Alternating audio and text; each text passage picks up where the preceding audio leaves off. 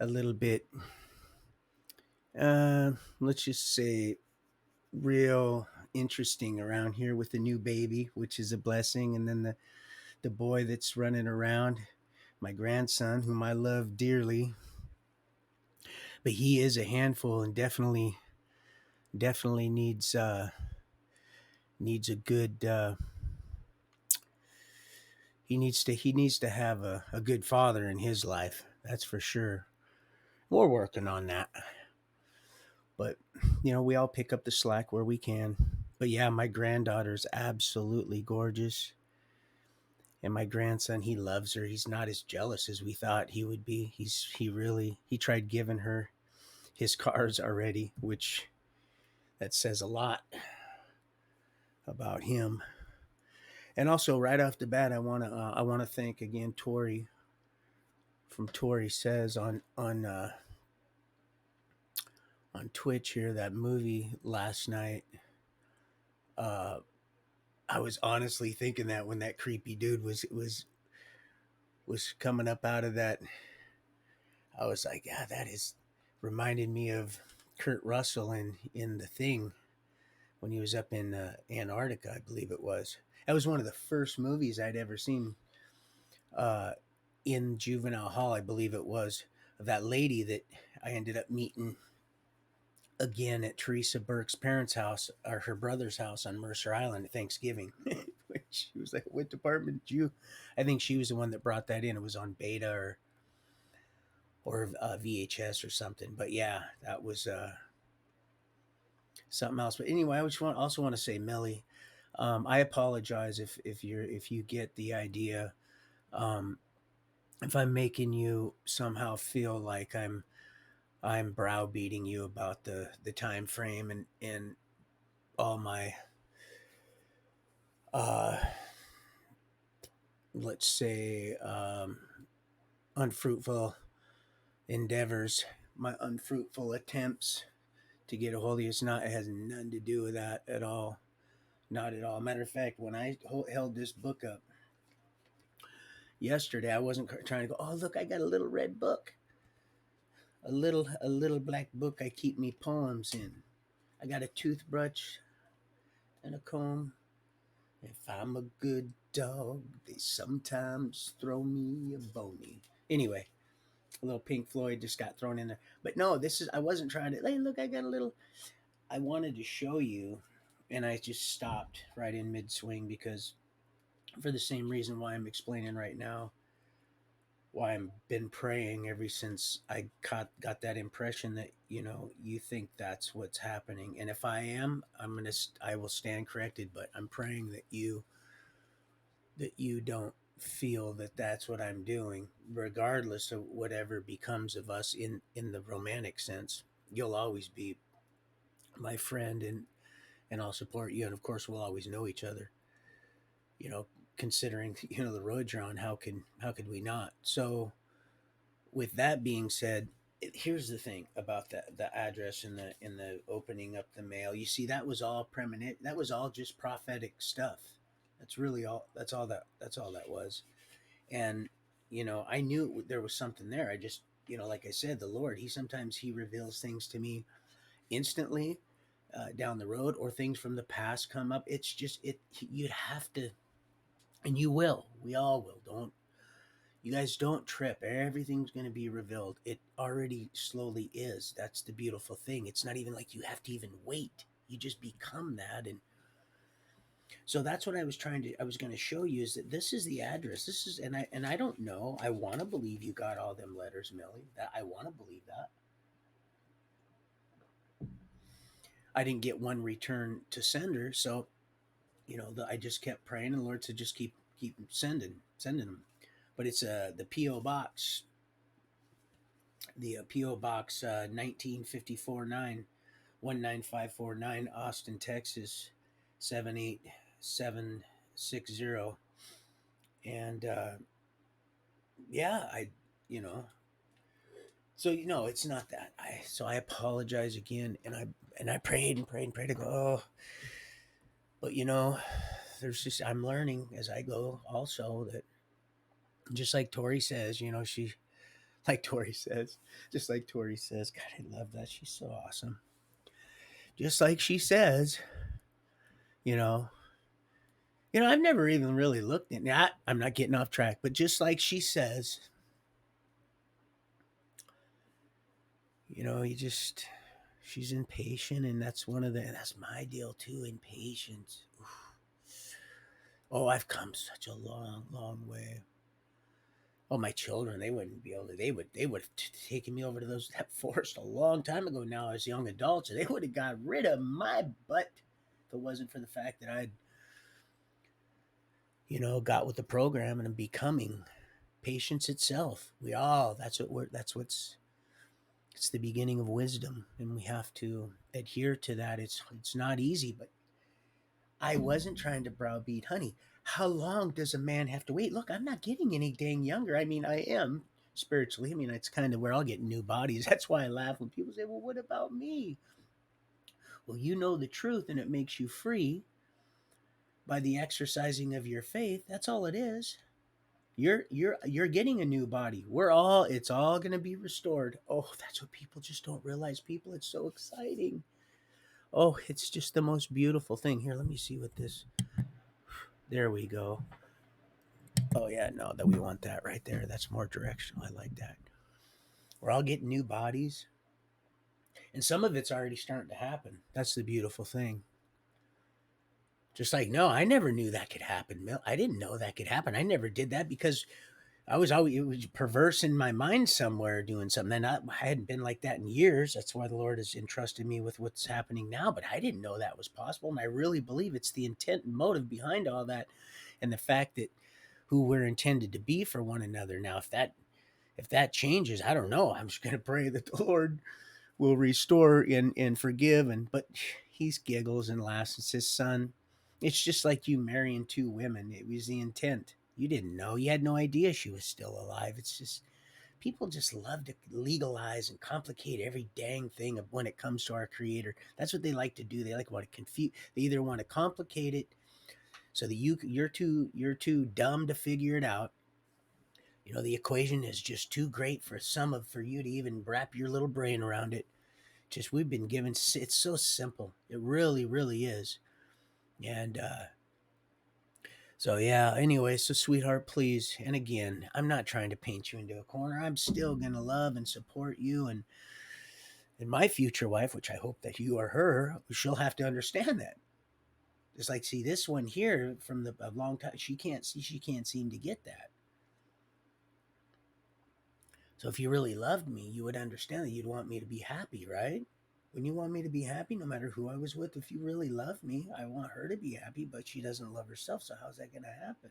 She's going to continue to run around and look for love in all the wrong places with all the wrong people, and then continue to feel completely like, you know, Scheiß Nister.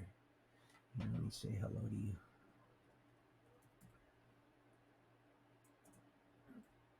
Mm.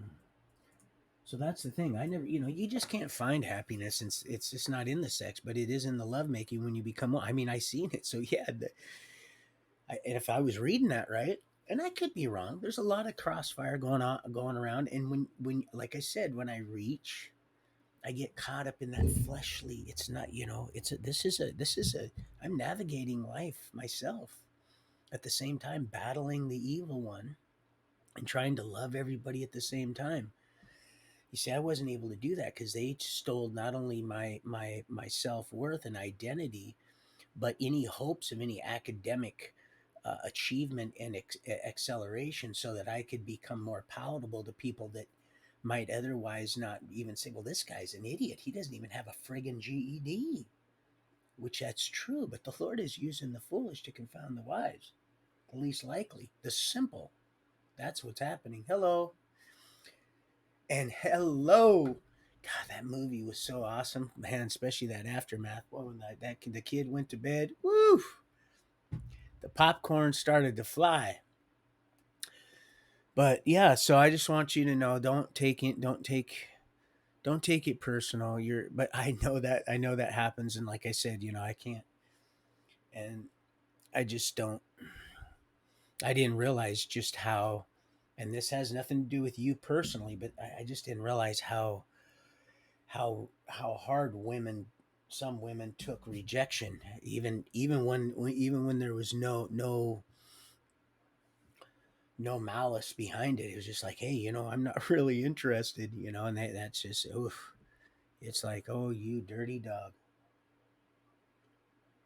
Speaking of which, and then I'll probably never bring him up again. But yeah, it was a relief to bury my butter boy yesterday. It was hard to watch him suffer like that. It's not easy, but the Lord showed me.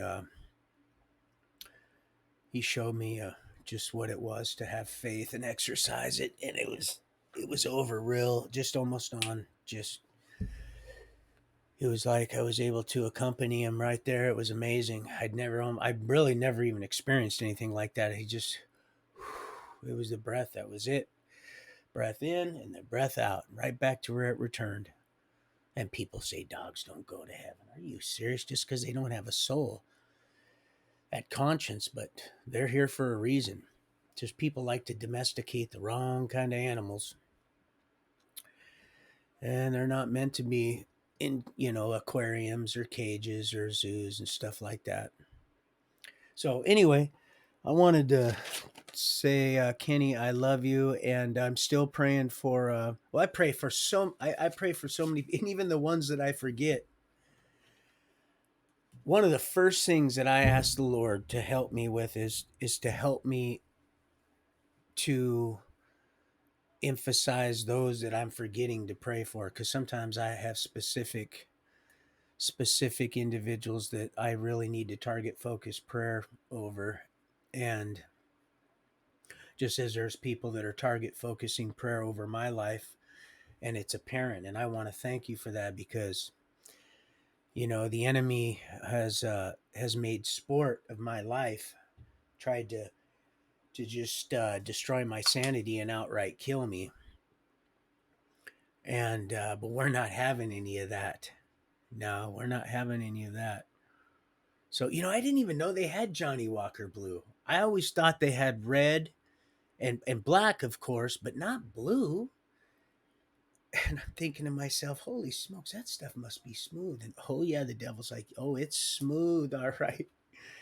In serenity now, insanity later. So Kenny, I love you, and I'm trying to get this thing registered so I can head down there and see you, brother. I just want to roll down and see. I got everything clear. They dropped everything. They stopped, dropped, and rolled on all of that old stuff. That old ticket should have had a global resolution on. They finally dropped that too. Oh, it was beautiful. Just right on command, just dropped it like it was hot. That song Tori was playing almost reminded me of not Silk the Shocker, almost like Master P or something. See, that was back when people put thought into their music. You know what I mean? They actually had a passion for even Easy E and Too Short and stuff. Those poor sons of bitches. They actually put some thought, and that was some real the stuff they had. I apologize if some of this stuff. Oh man, I just don't. Well, I do get it, but I didn't when they were trying to brainwash me in that prison system. Oh my God, that music, they just. Anyway, I digress. So there's a couple other things I wanted to brush over. God, I thank the good Lord every day for my son. Look, he got me this nice little mic. And with that baby around, oh, Lily, I just heard for the first time, I heard her fuss. I'm about to go get her here in a few, but I can't pry her away from her Gigi. It's I'm like, no, she'll be just fine in her. Just put her down. I'll take her. You haven't let her breathe at all. Now my daughter, pray for her. She's in the hospital. She has preeclampsia, which I didn't even know what that was. Excuse me. I'm just gonna glance at this here just real quick. This little old dictaphone, my Obama phone. Gosh, I just keep topping her off. Doesn't get the best reception, but oh gosh, I get the weirdest return calls on that damn thing. But she's in the hospital right now. Her doctor said, no, you got swelling in your, so she's in the, so pray for her. I thought it was just, maybe postpartum, a little bluesy blue stuff, but it's, so pray for her, please. And but yeah, Lionel, I it's not that I intentionally miss you. I'm always praying for June and target focusing our situation down there. And God, I seen that crap coming in Portland. Oof. When I went down to see Owen for Millie down there, our little B wall, um, which I got a story to tell. I don't want to get too far ahead of myself, but yeah, matter of fact, I'm not even going to go there. I'm just going to skip right over it because I'm going to go into that, and I don't want to lose any of the luster on that story there, because that's quite a little miracle in itself. Because I still keep in contact with the guy that gave me a ride down there, because I had just missed my bus. Now I'm not going to tell anymore because it'll be just like them fools last night, man. Are you serious? If you was sat and pay attention to the live chat, these people, they just, oh gosh, but you guys were so graceful. So graceful. Thank you for, and it just shows you exactly what you're dealing with here. What you're seeing here. They can't even pay attention to the movie for a reason. See, they're showing you their true colors. And it stinks. It's putrefied. It's a monstrosity of just stank ass stanky stank. That's what it is. That's what it is for now. So let's see what else. I've been led to jot some stuff down so I could drop it like it's hot. Also, and last night, man, I had an amazing dream. Um, let's see that. Oh yeah, Dark Water. Me and my son watched that Dark Water. That's why I was led to share that with you, beloved folks, because I'm also led to tell you. Remember the miracle that I had down here on 52nd Street or 56th Street or wherever it is with the game warden that prayed over me, and I'm certain he was being used by the good Lord. I already know. There's this huge dump site that I used to work at that's right back here. A long time ago, I used to help when they had leaching out of the. It was just the nastiest thing you'd ever seen, and it's not very far away. But years and years ago, when I was working for a temporary place, of course, the people that worked at the dump that's making big money, they didn't want to go up there, hump that mountain of crap, and who knows what else is in there, right? Well, we're gonna have a disclosure soon enough, but it's it's leaching into everything, and it's not the only dump site around. When I was working up there, like I said, we'd have to. It was just, I'm not even going to describe. It was nasty, but the eagles and stuff, they were eating not the garbage, but they were eating the rodents and stuff that were eating the garbage, and they were inadvertently dying of that. So what's that tell you right there? That's what I call secondhand. Whew, that's some. And then I noticed too, Kapowsin down here, all the fish, beautiful fish, just dying. Like I said, right here, the closest. Remember, I thought there it had something to do with the because there's something going on over here where there's no fish. I fished that whole lake, and on this one side right here closest to us, where nobody seems to go except moi, of course. Not to brag. Oh, I love going over there. Man, that's how I keep my what's left of this as the world burns. But there's no fish on the one side. None. I can't catch anything, but I can go anywhere else and throw a worm in there and bam, just like that, I can slay them. But they're dying left and right. Left and right, those fish are dying in that lake. And all the other little lakes we have around here, we have quite a few little lakes around here. That's why the elk, they don't, we have a resident herd that don't go anywhere. They don't have to. So, but they're also getting it too. They got hoof disease. on top of all the bug spray and everything. They're aborting their young, and it's a mess. Yeah, I'll make you some beef jerky, Tori. I'll make you some of the best beef jerky and smoked salmon. And like I said, man, I'll smoke cheese. My dad taught me if I could smoke my hat and eat it, I would, and we might have to pretty damn soon. And it's sad to say, but again, I'm learning to try to stay on track because, like, if I reach too far, I'll start reading into stuff that ain't there, and that's just part of the challenge and fun of navigating this cesspool of souls here we're trying to salvage. And let's see, I jotted down Jimmy Brown. I was just bringing up his brother, Kenny, who I'm going to go down to see as soon as I get that truck. I'm supposed to be getting some funds coming in. That I am definitely. I don't worship money. However, I understand the importance and the tool of it, as I do other things that I'd rather not speak on right now. But it just tools are important. You never know when you're going to need them. That's why it's so important to have your tools in order. Not to throw my children, I should say. Kids, what I've got to get brainwashed. They just had me in there just brainwashing the shit out of me. My children, they don't put my tools back. I flip smooth out in a nice way. They know. They're learning. Oh man, they make sure they use anything, my keys, they go back, they drive anything, it goes back.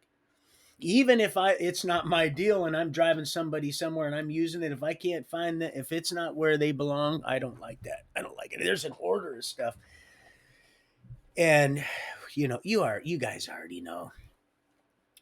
You already know if you have it. You already know how it is.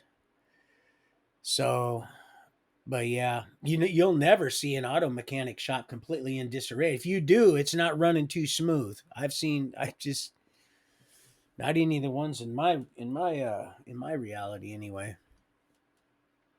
So, or any surgeon's technical equipment or anything like that. It's not just, they're not digging it. You got to have it when you got to have it now, you know? And, so anyway, but yeah, so we used to make wine. Matter of fact, he taught me how to make wine. Jimmy Brown, he taught me, the old mushroom picker, the one that would pick mushrooms around the Masonic lawn, taught me how to dodge them suckers. Remember, I said the old folks used to, and for good reason. Those groundskeeper would try to keep us out of there because we'd ride our bikes around there like little maniacs, and those older folks, they just wanted to relax and ride those little three-wheelers. And I always wanted to ride those little three, and I got to, I sure did, but it sure cost me some heebie-jeebies and some yeah. But I got my bike back, boy. I sure did. Almost got hit getting it, but yeah, it was some good times. Plums. Matter of fact, that was the first wine he taught me how to make was out of plums. And but yeah, I'm gonna come down there and see. I'm getting it registered, Kenny. Don't worry. I like I said, I love you, bro. I know what's going on, and this too shall pass. So, and then let's see what else. I wanted to let's see, drinking wine. Of course, Casey, and I'm always praying for that 9-year-old Brandy's son, and Deborah and all them, everybody, Millie, all of you, all. I'm praying for people that I'm forgetting that I should be praying for. The Lord knows. He says, son, you can't get all, because it's just like trying to keep track of all the confirmations. After a while, you just go, all right, I give in, I give up, I give in.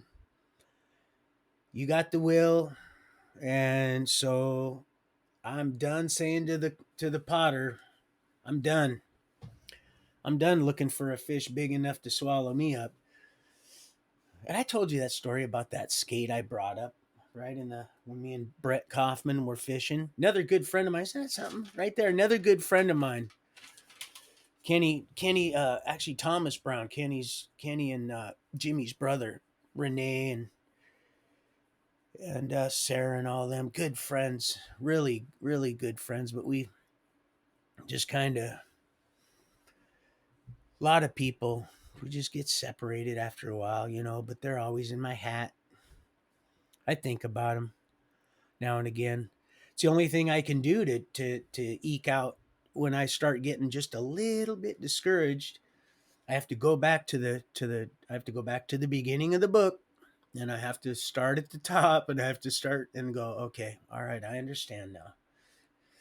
And so I have to remind myself, just like we have to remind ourselves, at least I do, about all the blessings and everything that's happening every single day. And you can't deny it. It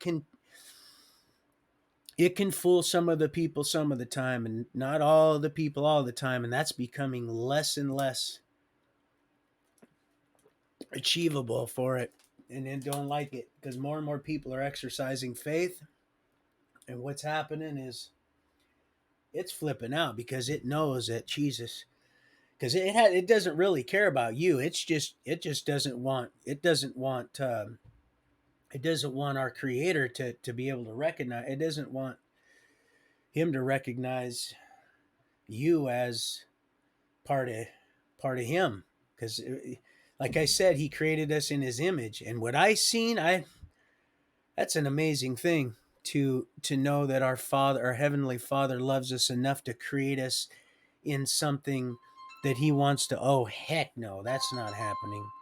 That's not even going to happen. Creating us, it always and it just created us in his own image so that he could have something to recognize. And being that we're in his own image, and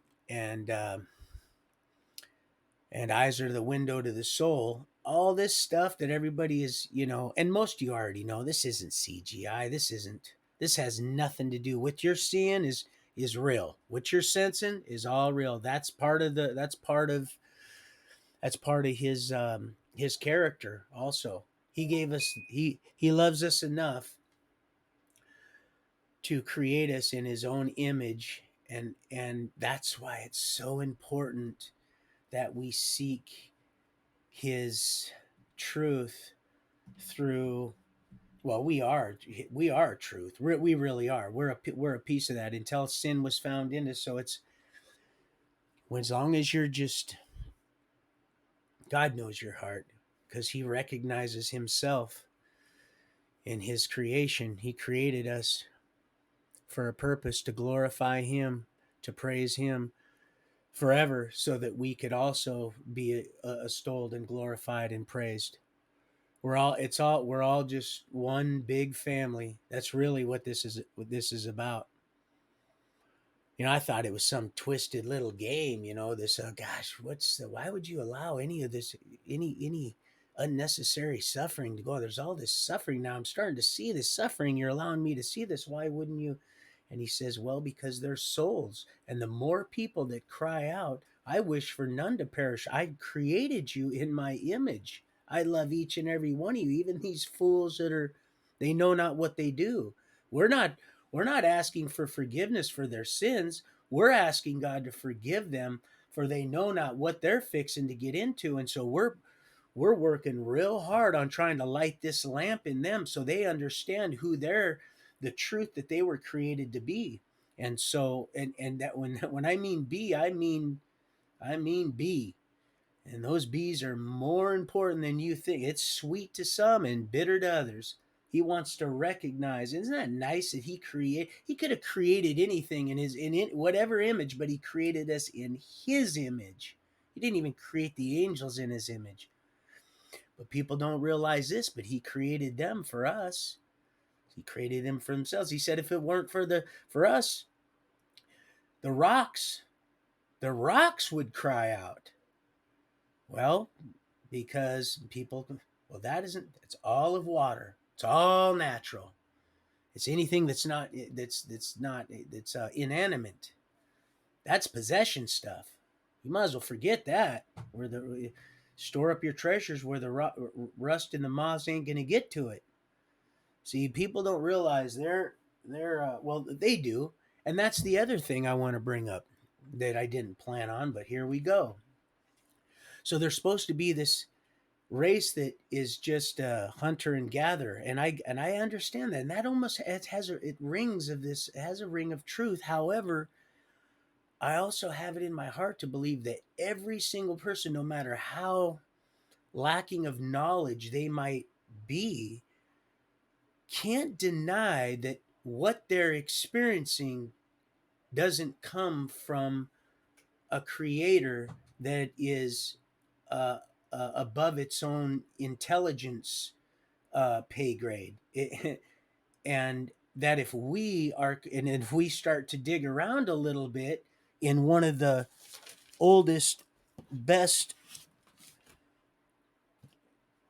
best known, best selling, well known, oldest books in history, regardless, you're in the spirit to discern it, you're going to realize, wow, we have a heavenly Father that created us in his own image and gave us the bread of life enough to sustain us here, salvage souls, have our cake and eat it too. But they're trying to, he doesn't care anything about you, has nothing to do with you personally. It's just it doesn't want the Lord to recognize his creation, every single person. That's why it angers me about the abortion thing, because people have just the same amount of free will to make a decision not to get pregnant as they do to have a child. It just blows me away that I just don't get it. And you know why? I didn't at first. I Before I really knew that there was a God, and actually, if I kind of always knew, but if there was, he hated my guts. Let's just say that we already established that he did not. He couldn't stand me, and he had it out for me. But when Tammy, when she conceived with little Donnie, she said she knew instantly, and I knew when she said that, I believed her, and I didn't even know how I believed her. I know now, and and uh and it was just that's why I was so impressed to have him. And I'm not trying to make anybody feel guilty. All that stuff is, when you ask for forgiveness, all that wedlock stuff, having your children out of wedlock, it's done and over with. Just go and sin no more. But that's why I was so impressed to marry her, and I wasn't even in love with her. But the Lord impressed me to and had that judge, which everybody laughed in Virginia there. Oh, he'll never, and especially you, Steen, they're not even giving you an extradition hearing. You think this guy who we've been taken prisoners to for years is going to marry you? We know this. We know this guy. We go to parties with this dude. We go to barbecues with him. He ain't doing nothing for you, especially marry you. So all that, yeah, no, there's a purpose, and he creating this image thing. Oh yeah. The only reason he ain't down here right now in his full glory is because we would frizzle. You think you're having a bad hair day now? Oh shit. Oh man. The Lord he's wanting to, and they're trying to freakify us. That's what they're trying to do. They're trying to freakify us because Yeshua, he's coming through us. That's how he's returning. See, people don't get it. And if it wasn't for a few things, there wouldn't have been no flesh left alive. He would have been. He would already been here, and it would all been all new, and everything would have been just like, and it would have been all fine with me. But we're commissioned to salvage souls, not Bible thump, salvage souls, and expose the enemy through the anointing of the Holy Spirit and walking by faith. You see, we're saved by grace through faith. People don't. Yes, grace, grace. That's great. Look, Hazel Lily Grace. It's a beautiful thing. It really, really is. I'm going to have to go get her and pry her away shortly. I got news for her. The other her, not my baby. Because boy, when I hold her, even Twana says, "Oh, so you already know your papa, huh?" Well, of course. I've already sung to her. I've already sung to her little heart and prayed over her. And her little eyes open, and she's so beautiful. She's so blessed. What a blessing. Life. It's a miracle in his image. and everything that we get to sense. Can you imagine that on high? Those sweet, sweet smells. 12 different fruits on that beautiful tree. And all we had to do was follow a few simple rules. And that, it's just not that hard for me to figure out now. The natural world bears a signature of a supernatural creator. I'm looking out a very, very, well, it's not the cleanest of windows. Mommy dear is clean anyway. But oh, it's so beautiful out there. Even though it's a cloudy day, it's just so, it's so, I see things the way I seen her through the Lord's eyes, the way I see all women. Now it's like, it don't really matter. Now I understand why it's like, boy, you really aren't no respect. You're, boy, I'm not even going to say anything, but some people, you guys can pick up when I'm, you'd be like, that's because I'm just, created to just love people for who they are, and who we're becoming is just, he just wants to, he wants something to recognize, something to come back to. So we're doing the right thing, people. We're on the right track. Don't beat yourself up. And yeah, not all money is good money. Not all money is good money, but money is a tool, just like everything else in my shed and all in the. Thank the good Lord, I got 2 sheds out there, because with this new baby, old Papa has to find room for a lot of stuff, which I do. She got a lot of stuff for her baby shower. It was amazing. A lot of stuff. That little baby and that mommy got a lot of stuff. She's very well loved. So, but let's see what else. So yeah, don't be so hard on yourself. We're all going somewhere, man, and this is it. This, we're going somewhere, and this is it. We ain't going off into fantasy land, we're not going out into the outer limits, and unless that's where you want to be, and then love will find a way. You see, I was like, you sure you want me to play that? He's like, son, just run it. I'm like, but it's a love song, and he goes, well, it is. It's a double-edged sword. You can love her, and then you can slap it up at the same time. And I said, but well, just let her know. Just like she'll let you know. You've made that clear. They all know you're bold enough, right? There's no, look, I'm pretty predictable. That's the beautiful thing about trust. Once it's earned, I mean, you just finally just kind of go, okay, right? That's why they want to get you complacent. Wow, you're too dumb to figure this out. Well, they've told me the truth, or it appears they've told me the truth about this, and this. So, what the hell? I'm just going to go ahead and, needs a little garlic. If you paid attention to these fools last night, we wouldn't even be able to enjoy that dang movie. These guys are fools, man. I did get their butts kicked in a movie theater acting like that. I'll tell you that right now. Those are the kind of fools that you do not invite to Christmas dinner. They're going to have to change their darn ways. That's for sure. Because I glanced over once in a while. Because I'm, busy looking up at the big screen. I'll glance over once in a while and look. Go, God, you fools are still at it. But here's the thing. Lord said, oh, but look what they're doing. See, they're showing everybody all their nice, true little black and blue colors. Oh, just, and the beat goes on. You fools are just taking a beating. Oh, mistreating. What a greeting, huh? It's going to be a hell of a rude awakening. Oh, it's like, God, would you just shut him up, shut him off? They can't kill the messenger, so they're trying to kill the message, people. And it lives in you. We are truth. We're just trying to gain a little wisdom. We're just starting to come into our own, you see. Once you figure that out, you're like, wait a minute. Why am I paying for something I already own? Talk about, why would you... Man, I'm going to buy that cow. I don't want free milk.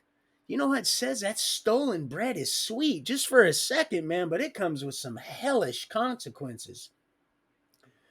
Uh-uh. Man, I got a story to tell you about a drill that I was trying to swipe in McLinden's when I was down there.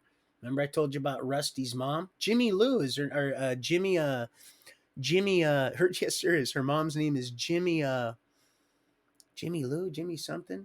Any Rusty, Bill Poteet, the Sue's, the Grandview, the sheriff there in Grandview, Eastern Washington. I told you found some real interesting stuff in the slough. The weirdo Bill that ended up, you know, just yeah, not being around when I got out of old Wally World the first time. Um, but yeah, so it's all coming full circle. I got you. I'm heading down there. Don't worry. Start drawing them flowers, brother.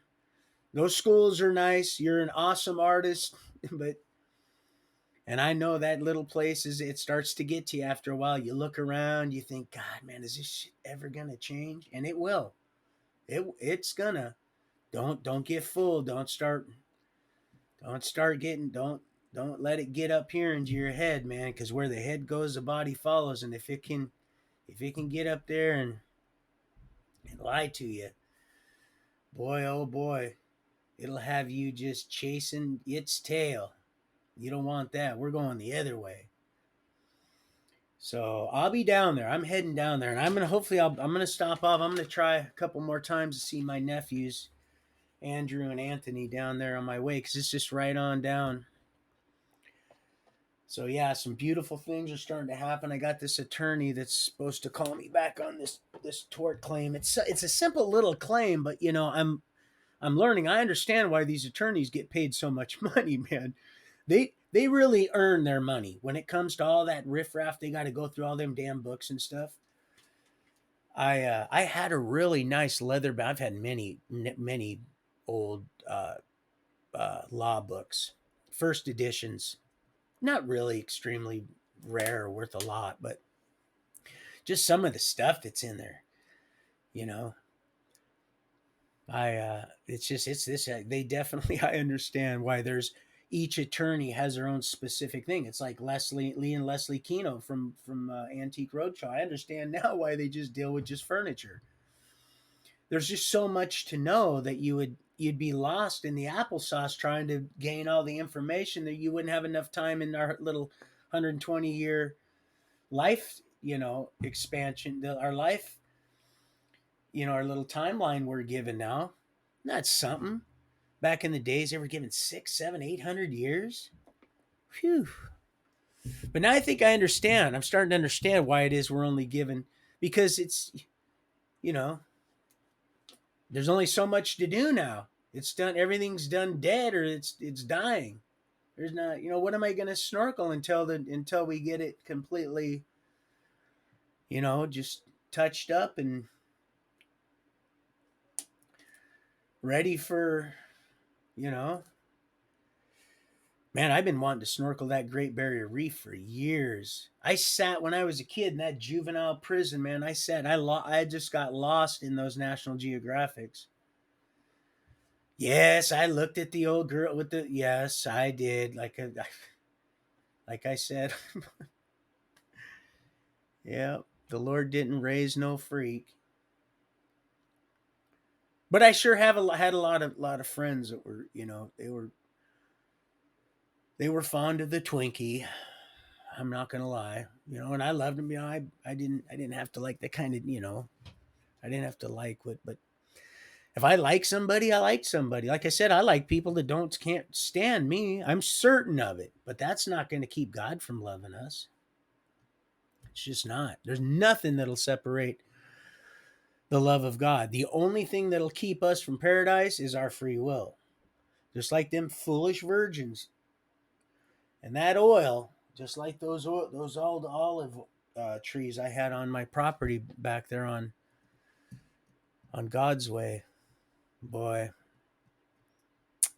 yep, that was amazing. They'd take them down to Chico and make either they'd press them into oil or I think they would can them. I think they would can them. It would cure them. I wanted to do that. I wanted to cure them because I used to get big old things. I love those olives, man. Those olives are good eating. That's good fat. That's good oil right there. You can just makes me the old Tin Man just lubes me up thinking about it. That's good. That's good oil. You want to make sure you got that in there so you ain't caught. That's the good grease. That's the good grease. And when I say corn, I mean all the corn and byproducts and all that damn GMO and all that stuff. I didn't even know why the Lord said grease, corn, and pork. Now I completely understand. I was like, wow, that's simple but deep and really kind of just doesn't waste any brushstroke there at all. And he's like, well, no, that's how we're going to roll with this one.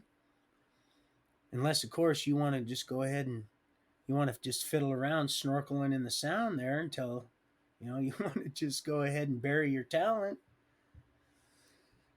Man, that skate was amazing, dude. I'm serious. It looked like the bottom of the sound was coming up. I was so excited, but then the it was a beautiful day. It was real clean back then, real clear. And it was probably, 27 feet. You could see the bottom and barely. And we were on a buoy that kept the bigger ships from getting too close to the beach there at Saltwater Park. We used to just jig those buzz bombs. That one I caught that huge lingcod with on Donnie's little pole. We used to just, but they had the bottom of that little raft was popped, and so we were like on a it was like a little water bed. God, I can't stand water beds. I never could sleep on them damn things. Excuse my language. Ugh, boy, wouldn't that was just the biggest joke. Boy, that was a fad that I don't know what people see. And then when they got cold, they got cold, and we put goldfish in ours. They ended up dying, of course. But yeah, that thing came up, and when it just and it let me bring it up too, until that thing got to the top right there, and it was like, yeah, we're done now. Yeah, we're done playing now, little boy. And it just snapped my line like it was just one of the three cord unfolded, and it just snapped. And I probably had a good 10 or 12 pound test. It just snapped it like it was a twig. Just glided right back down into the deep. Probably hooked it. I didn't get it in its mouth, so it probably was curious and just went by, and it got hooked on one of its, because they're like big, kind of like stingray almost, kind of. I thought it was a halibut, but there was an old man on the beach, and then my brother's Teresa's father-in-law. He had an RSSS in that Maple Valley house there, Cedar Rapids Towing. I forgot to tell you about. That's what got me to fall in love. Oh gosh, I want to get me that 69. That's 69 RSSS. The Lord says, "Oh son, don't worry. You've worked hard for it. You deserve it. You won't even have to steal this one. It won't even be like Ocean's 17, son. You're gonna actually own these, son." Yeah, that's right. Don't worry. We'll have car seats in them. Don't worry, sweetheart. Don't worry. Oh my God. He's so thoughtful. Well, of course. This ain't There ain't no big eyes or little U's here in this program. No, we got stuff to do. We got some fun to have. We got fun to have. There's fun to be had. Oh B, there's that B. Oh Aunt B. It's all we can't we just be friends? Can't we just all just get along? So, God, I want to sing you guys a song. Sing a song. Let's see. Where were we in this story? Oh, that's right. We were in North 14th and Prospect. That's where we were. Paul Post's house, one of Paul's house. Oh, I forgot to tell you. See, now this isn't even in the story. The reason we got kicked out of the reason not didn't get kicked out of the reason I ended up moving from that place is Well, let's see. Uh, how could I say this in a nice way? Let's say that the police were called for an accusation when it was nothing more than a speck in their eye. And literally, you're gonna laugh when I get and tell you the plumb true full mill deal of it. You're gonna go, are you serious? But a speck, and the whole day that speck festered in that person's eye at work until it finally just messed with him so much that the cops were called. I was the bad guy. The owner had to be called to the house in this quiet neighborhood in North Tacoma.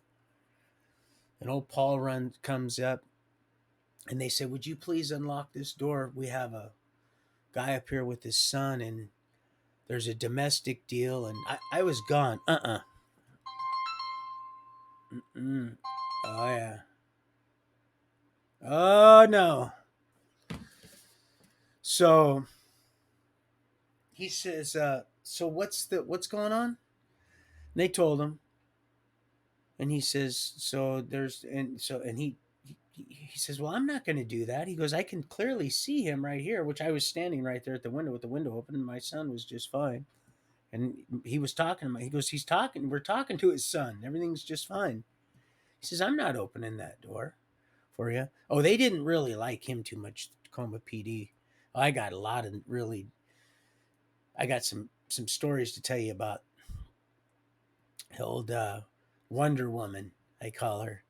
Oh, God, I want to talk about reaping what you sow. Right there, the Lord showed me everything. You just watch it unfold right in front of me. And they wanted me to give my side. And I said, oh, no, remember what happened? I said, yeah, do you see how this is all working, people? So he says, I'm not opening that door. I can clearly see I'm not doing that. And he left. Well, they waited till he left and they forced their way in my back door in a spot that, my other neighbor, the one, used to look over the fence like Wilson, the one that giggled when I said, "Oh, old Smashing Pumpkins." When I said, "No, the mailman just hasn't got here yet." I heard her. I could have swore I heard her giggling. I think she was working, doing some gardening on the side of the fence, which was really close to ours. We had a real small yard there in that house. It was just a tiny little 3-bedroom house. Like I said, it was 1910, and it was that whole neighborhood. So anyway, all that excitement, and I end up going to jail. My Cecilia goes with the mother, and my son goes to Billy down in Auburn. I get out, and I don't learn my lesson, and end up trying to put new wine in an old wine sack, and I got just leaks everywhere. So I ended up getting a felony violation of a no contact because I hadn't even got to the court date to try to get this, which is just because even in the report it says, well, it didn't appear that this person was struck in their eye. Well, hello. I think it was a fly or something that got it. Anyway, but whatever. So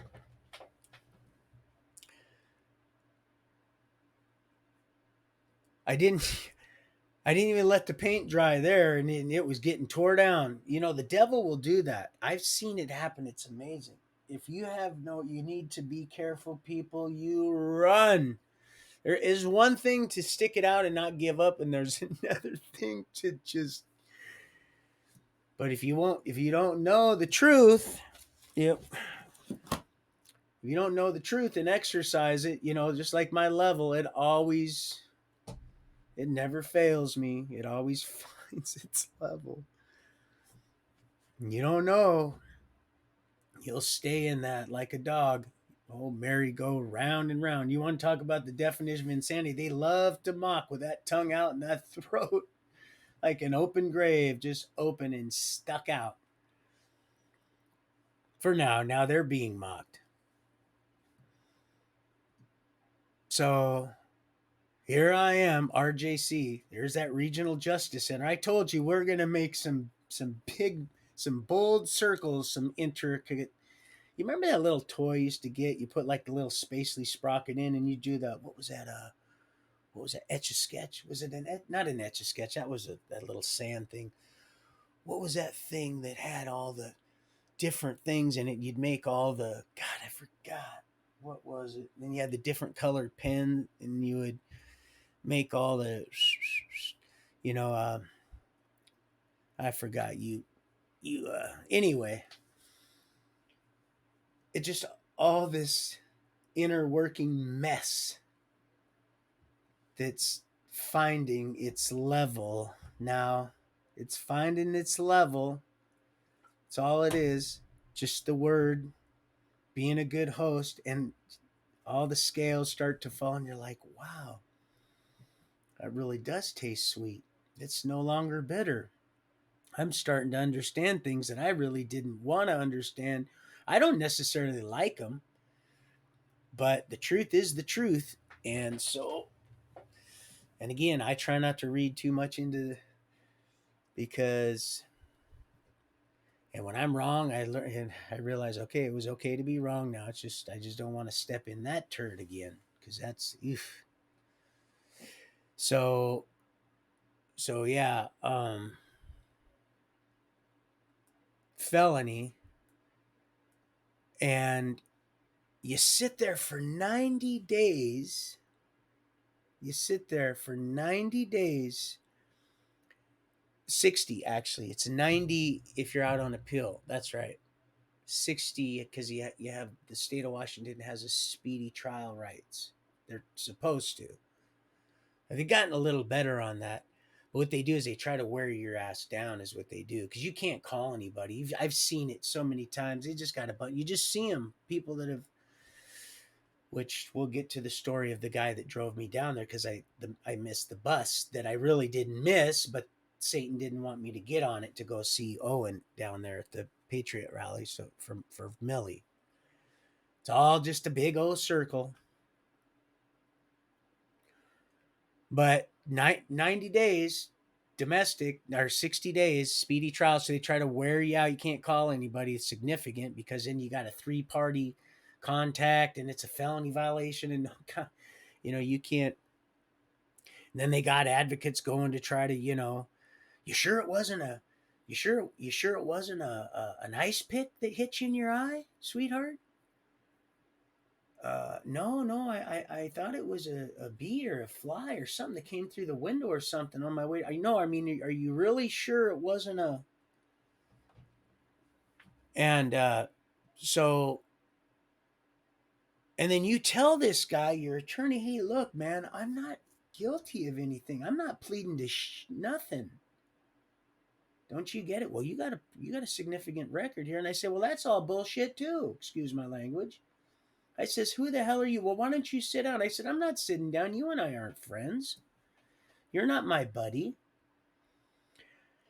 I says, you just want to hurry up and get me in, and I'm innocent. I said, it'd be different if I was guilty. I'd go ahead and I'd take my beans. I said, but I'm not. I said, don't get me all screwed up with, these other fools inciting trial for all these because we know your guys' little game. I said, I'm not doing a day over 60 days. I know your game. You're not going to play the we're on vacation and sign my name because I know, let's see, I think it's a 93 3A point 9 something. I don't know. A signature obtained uh, by coercion or deception is a class C felony here in Washington state. And they do it all the time. They used to do it all the time. The judges would do it. They would just sign your name to it. Well, they're off here, there, this and that. And they would choreograph people being in certain cells. So you go, well, wait a minute. Well, people got to learn in sign language real quick to communicate through all the, you know, Wait a minute, your attorney's here? They told me they were on vacation. They just signed my, you can't sign my name to it, to extend my, I have a right to a speedy trial. Well, see, but they congest the system by design and just load you up like cordwood and then break your ass down. So you'll just go, fuck, just give me the pen. Excuse my language. I'll just sign it. Just whatever. And you're completely, a lot of them are just completely innocent. Or they just overcharge you and they run it up in you, and you end up leaving with your all your weapons rights. You're not even guilty, but I've seen people that aren't even charged, that aren't even found guilty with anything. They can't even get their weapons out of their guns out of pawn once they've been charged with the domestic violence, and all it takes is a phone call. That quick. All by design. It's all by design. They brainwash these beloved women, and they just, well, I don't like what you're saying. I'm just going to go ahead and call the police. And guess what? Somebody's going to jail. And who's that going to be? And I've seen, like I said, I've seen the flesh hanging off people. And they're going to jail. You get what I'm saying? You see? That's right. Oh, it just goes. And then they go, well, Roy, you're not talking about, what about the people? No, we're done talking about that bullshit. Your little facts, figures, charts, statistics, and all your shit that you've been shoveling people for all these years. No, we're done with that. Yeah, there's a new sheriff in town, baby. So, guy comes at me. I said, I'm not pleading to nothing. Nothing. Absolutely nothing. Now, my brother, Forrest, was bringing Donnie to see me. And the day that I was supposed to start trial for this charge I was completely innocent of, many stories like this, but when they start, they know what they're doing. They know what they're doing. They get you early. Once they can get you early, then you're running for the pen. You are standing in line to get to your Sarah, because you just don't deserve to be on them streets. It's called institutionalizing people. That's what it's called. They know what they're doing. Don't think they don't. Why do you think they got rid of one of my best buddies, one of my best friends whom I love so dearly and will be at the banquet feast? Why do you think they got rid of him? Because his classes, his self-worth and unhealthy attachments classes were blowing up. You want to talk about boom, boom, Mancini? They were blowing up. Your little booms on. They had to get rid of his ass. See, he wasn't afraid to say, you know what, I'm going to take this case by case. He knew he could give me a hug, and he wanted me to know, you know what, I'll do what I want. It had nothing to do with no weird shit. It had to do with that's what real men do. When you're a real man and that's what real men need, you fools. When you first don't succeed, try and try again. You silly rabbit. Oh man, who's going to protect my taco stands? Yeah. So the 60th day, that I thought it was the 60th day, he comes to me. He says, and Bugs, not Bugs, Teresa's son, Forrest, little Forrest. We call him Bugs. My cousin Bugs, my dad's brother Larry's son, the one that lives right by where my dad got killed on Dash Point, the divers that would dive for gooey ducks and all that and other things. He's also Bugs. He has a Bugs Bunny on his.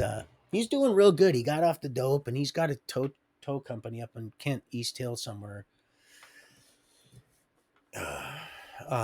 He was also there. He's like, well, what's going on? Because I'd come down on the stairs. I'd be smiling. They're like, what's going on? Are you getting out? Well, I said, nope. They go, well, why are you smiling? I said, because I'm happy. I know something good is. Well, the 61st day they come. I still thought I was under the 60 days. I didn't keep track. I'm not no academic buff. You know that. They just wanted to keep me at the labor level. The just keep him. We'll just feed him celery. We'll just feed him celery and peanut butter, which I really do enjoy. And I do make my own candy. I make my own. Man, I'm gonna tell you, I don't want to go too far. I've made so much stuff when I had that Hemp Daddy Edible Hard Hit Candy Company. Our motto was whatever you could think of, we could create. Whatever you could think of. And really did and had it going on. Not only was it had legs, boy, it was good. It tasted good. So he comes at me, this fool. He slides this piece of paper. He goes, look, the no contact order, it's been dropped from a felony to a misdemeanor.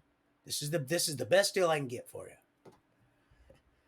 He says, I got the prosecution to agree to drop the felony domestic violence, the felony violation and no contact order. Yeah, I hadn't even got to the first, I hadn't even got to the other county in Pierce County. I'm in King County now. That's how they were able to get me for the felony, because they ran our ID and go, wait a minute, you guys aren't supposed to be together. There you go. That's how it works. And I hadn't cleaned up the first one. That was my fault in that sense, but here this one's on them.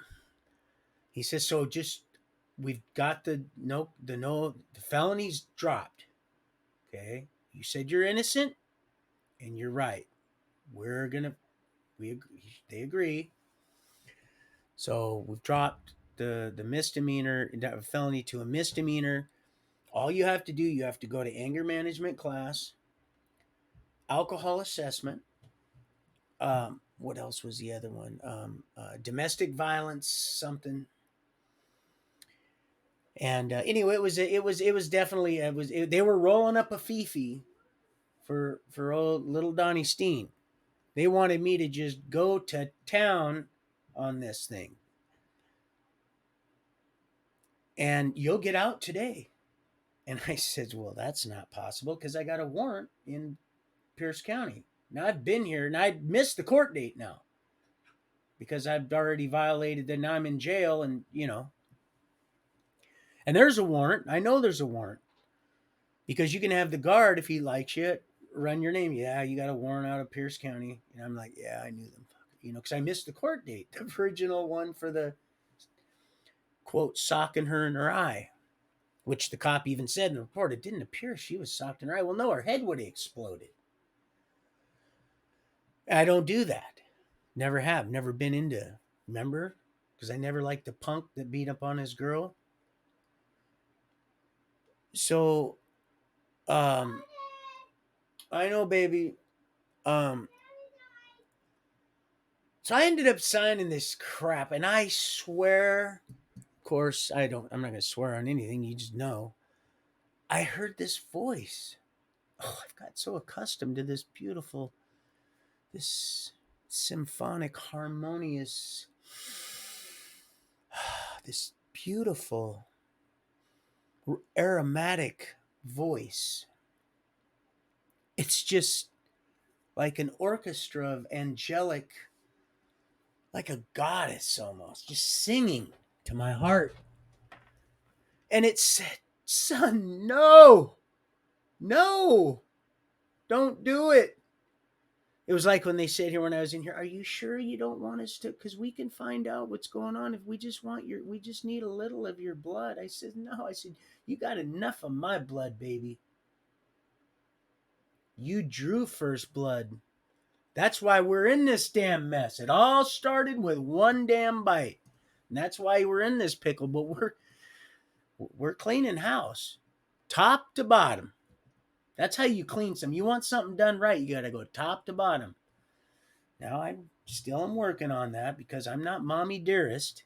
Everything don't have to be. Anyway, I'm getting off track now. So I signed this damn deal. I wasn't smiling coming down out of there this time. I just knew something wasn't right. I was so depressed after signing that. They might as well just handed me a dagger and just ask me to stick myself and son with my own blood. I went and I laid down because I really truly believed that I was going to be extradited if I was able to make the chain to the county, just the next county over to Pierce County to deal with this crap there, because that's just how it works when they fed you so much, you're just full of just their crap they've been shoveling you. It's hard. It's you're almost like a weeble wobble. They just kind of kick you. And I'm serious, man. This is really, they know that's that head is, it's just the opposite way. They got you. And I fall asleep and I'm having this really good dream. And I dreamt I was out, seriously. And all of a sudden they said, Steen, roll him up.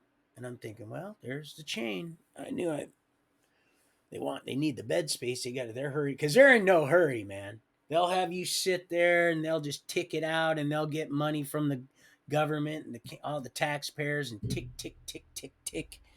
And then just get you finally to where you're going. They don't give a shit if you're in there a mistake or not. It's a week before this court and you're on probation and they don't hold that probation court till here. And we didn't know you didn't get the notice in here. It says here we sent it out, and oh god, we've heard all this bullshit before, and just anything to keep you wrapped up in it. But they tell me to roll it up, and I'm thinking, what's up? I said, let me go talk to my cousin Bugs. Everybody was sleeping right after lunch. It was lockdown time, and he'd buzzed the deal, and I said, hey man, I'm getting out, man. I'm going to the next county over. And he says, hey, I love you, bro. And he had just got shot. The cops tried to kill him. They shot him up with some ARs. I'll tell you that I won't spoil that one, but yeah, they tried to kill him. He had holes in him. He had a tube to drain his insides and stuff like that. But they just had him in a regular room. That's where he was recuperating after they just got done. King County tried killing him. He was set up, of course, a little rat, but it, you know, it just you reap what you sow. Um, you know, because if you're gonna get into dirt, you aren't you gonna have enough couth to just pay the consequences for what you've. So he's in there. I tell him I love him, and I end up going. I thought I'm going to the next county, but they're sending me out to another deal, and I know that door is going to lead to the garage, which I'm getting out. And I'm thinking, oh, these sons of guns, they've done screwed up. They're letting me out, which they've done before. They've, in their own little defense, and they've screwed up too and let people that shouldn't be out. Not very often. Usually it's the other way around.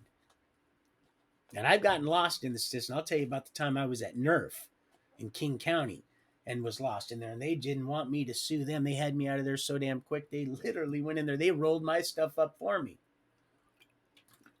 and made sure I didn't bump my head going in there to do it because they'd lost me in the applesauce. So I'm heading out the door to get out. I'm thinking, I'm skipped to my loo. I'm like, man, I'm not looking back.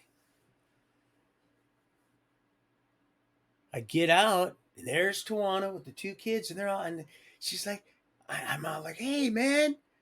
So, because they had dropped all the no contact, see, that was what they knew. They, tell me anything just to get me to sign that damn deal. She goes, hey, they dropped it, huh? They dropped it. I go, dropped what? She goes, they dropped all the charges. I said, no, I signed a deal. She goes, signed a deal? She goes, I was upstairs for 3 hours. They had sent people to the house. Now, they'd been doing this for 61 days. Oh, and I forgot to tell you, after I signed that deal, you know what that piece of shit said? Excuse my language, because and it's the intent. You know what he said to me? You know what he said to me, people? He said, you did 61 days. And I went, oh my God. I was so depressed on what had just happened. It was almost like the devil just said, yeah, that's right. Now, guess what? You just sat on that bike had no seat on it. That was all post, boy. I went and that knocked my dick in the dirt. Excuse my language. I went and passed out. I said, you did what? She goes, yeah, I've been sitting there. Yeah, I told him, no, I lied. I lied to begin with. And then this whole thing with this felony, this was all a bad, it was all a bad thing. And they had kept trying to say, "Are you sure?" They were saying they were going to take the kids. I said, "What?" I said, "Yeah." I said, "Tell me what." They said that you recanting your statement is a felony, and this is exactly why. And they started trying to bring saying this is why women get killed and blah blah blah. And I said, "These dirty mother." And I seen what they were doing, trying to, because there are women that get killed, people that need to be in jail, and then sometimes they fall through the crack. We're not talking the crevasses that they raise people up and kick them in like an old weed. Oh, Roundup, you fools, merry-go Roundup.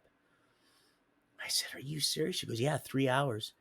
And she says they sent in another prosecutor, a black lady, that said, "You know what? I believe your story." She goes, and I said, "Really?" They go, "Yeah, we're gonna drop all his stuff. We're gonna drop his charges." And guess what that little creep did? My own public defender. They wrote this crap up together.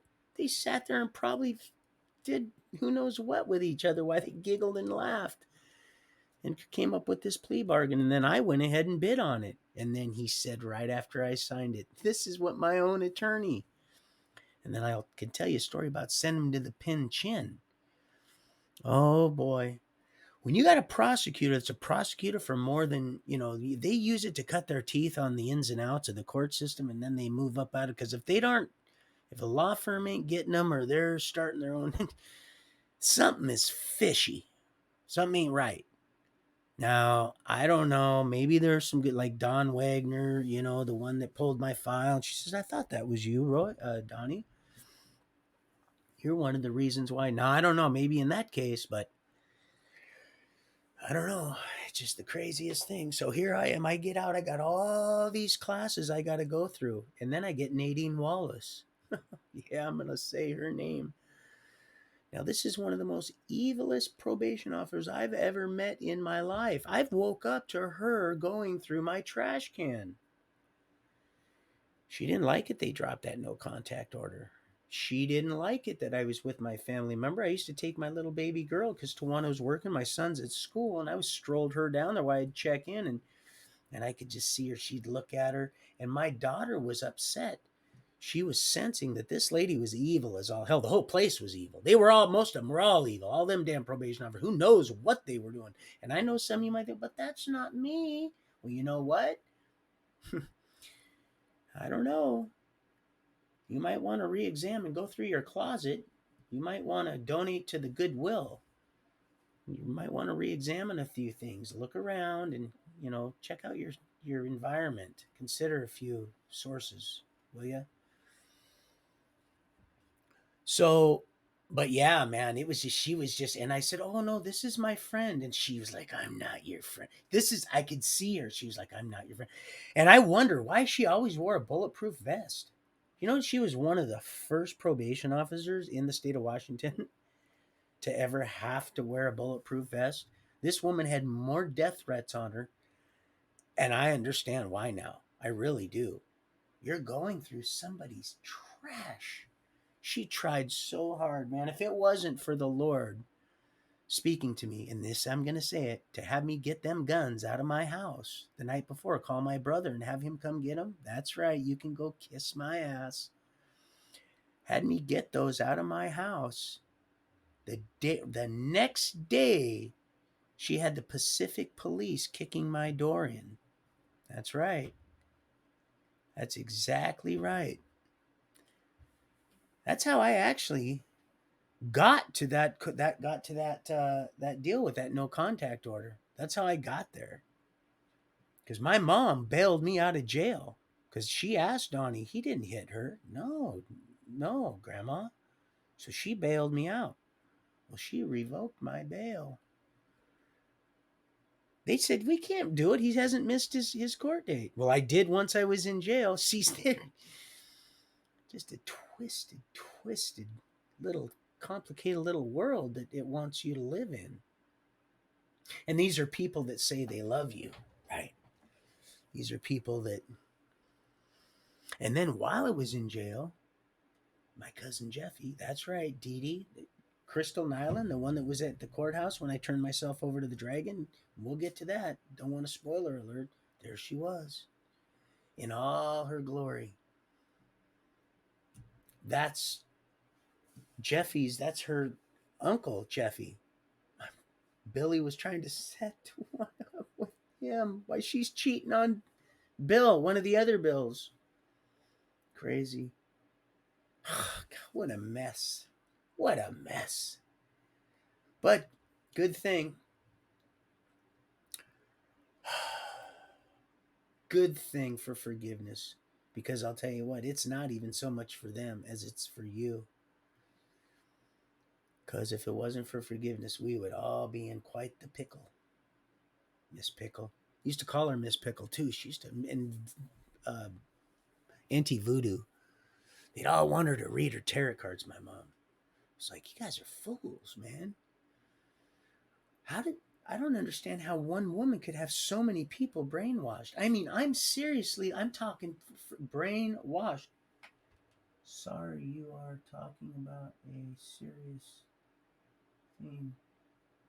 I want to ask you to go. Oh, okay, go ahead. I apologize. Ask me a question. Oh my goodness, I'm sorry. I just get wrapped up in what I'm doing. Ask. Please. Is that please? Yeah, please ask. I'm learning how to spell. I don't ask me to do any math. Please don't ask me to do any math. Even Satan knew, my teacher, even she knew, one of his henchmen, that I wasn't lying. And even she said, no, this guy ain't lying. We're going to give him a book. Why does Steen get to read? Don't worry about what Steen, here, Steen, check that out. This is, anyway, so yeah, crazy, crazy stuff. Just nuts. So here we are in Pacific Algona. And our door gets booted in. They find weed. I'm on probation. And they charge Tawana with the weed. They charge me, both of us, with the weed. I go to jail. Um,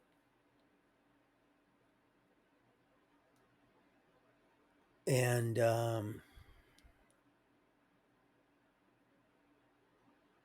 I end up getting just a little bit of time. I would end up getting a lot of time. They would have tried giving me 10 years for that rifle that I got for my birthday.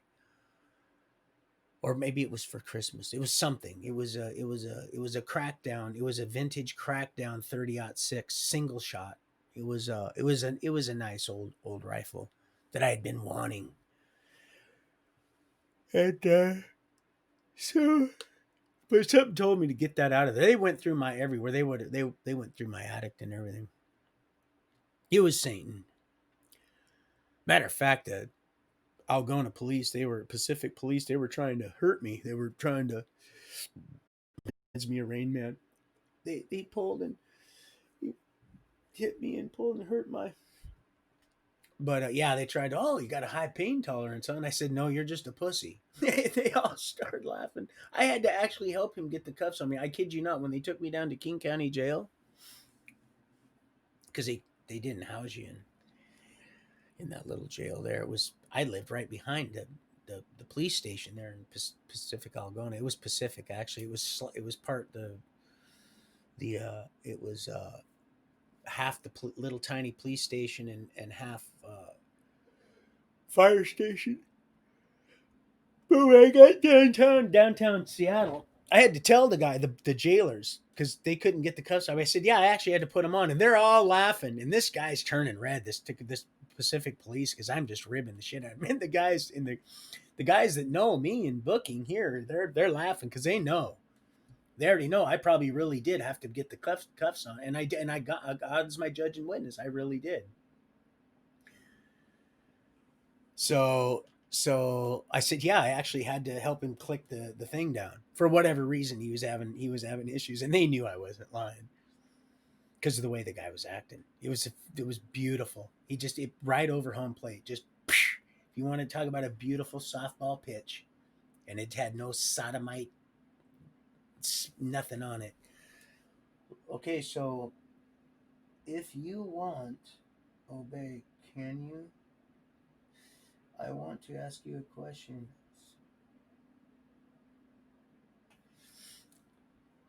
Anyway, um, so yeah, I'm now in jail, and get out for I get out for on a I get out for a on a probation violation. I think I end up doing 30 days or something. But and now starting to realize where this is really starting to take off, because I'm about to go back to Bonnie Lake to stay with Billy for a minute. Well, I'm going to go from there to Forrest's house and then on to Maine. So things are going to take quite a turn. So what I'd like to do, I've already got an hour and 26 minutes in. So what I'd like to do is I'm going to pause this and I'm going to go make me some tea, and the good Lord willing, and then I'm going to return these calls. This one, I don't know who it is. One is that was the obviously Satan, and then the other one was I got to return, and then I will come back and talk about this situation here. Okay, love you guys. Have a good break. I'm gonna pause this out.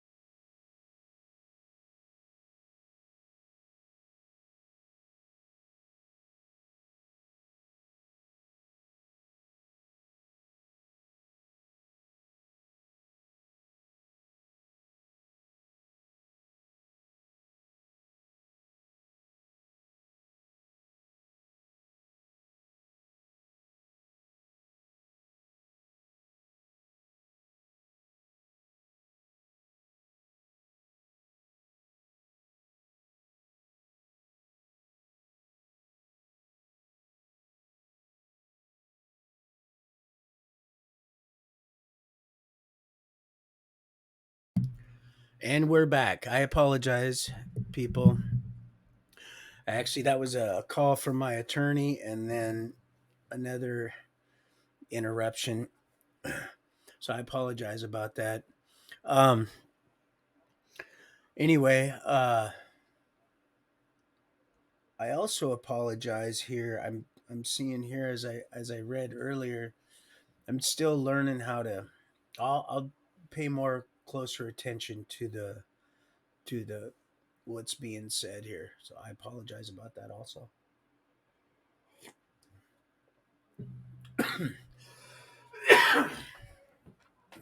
Anyway, so where was I at? Okay, so we were in I just accepted that bogus plea bargain, got out. That's right, needing Wallace. Oh, let me put these in so I can hear what I'm sounding like here. La la la. Okay, there we go. Sounds great. Sounds absolutely gorgeous, gorgeous, gorgeous.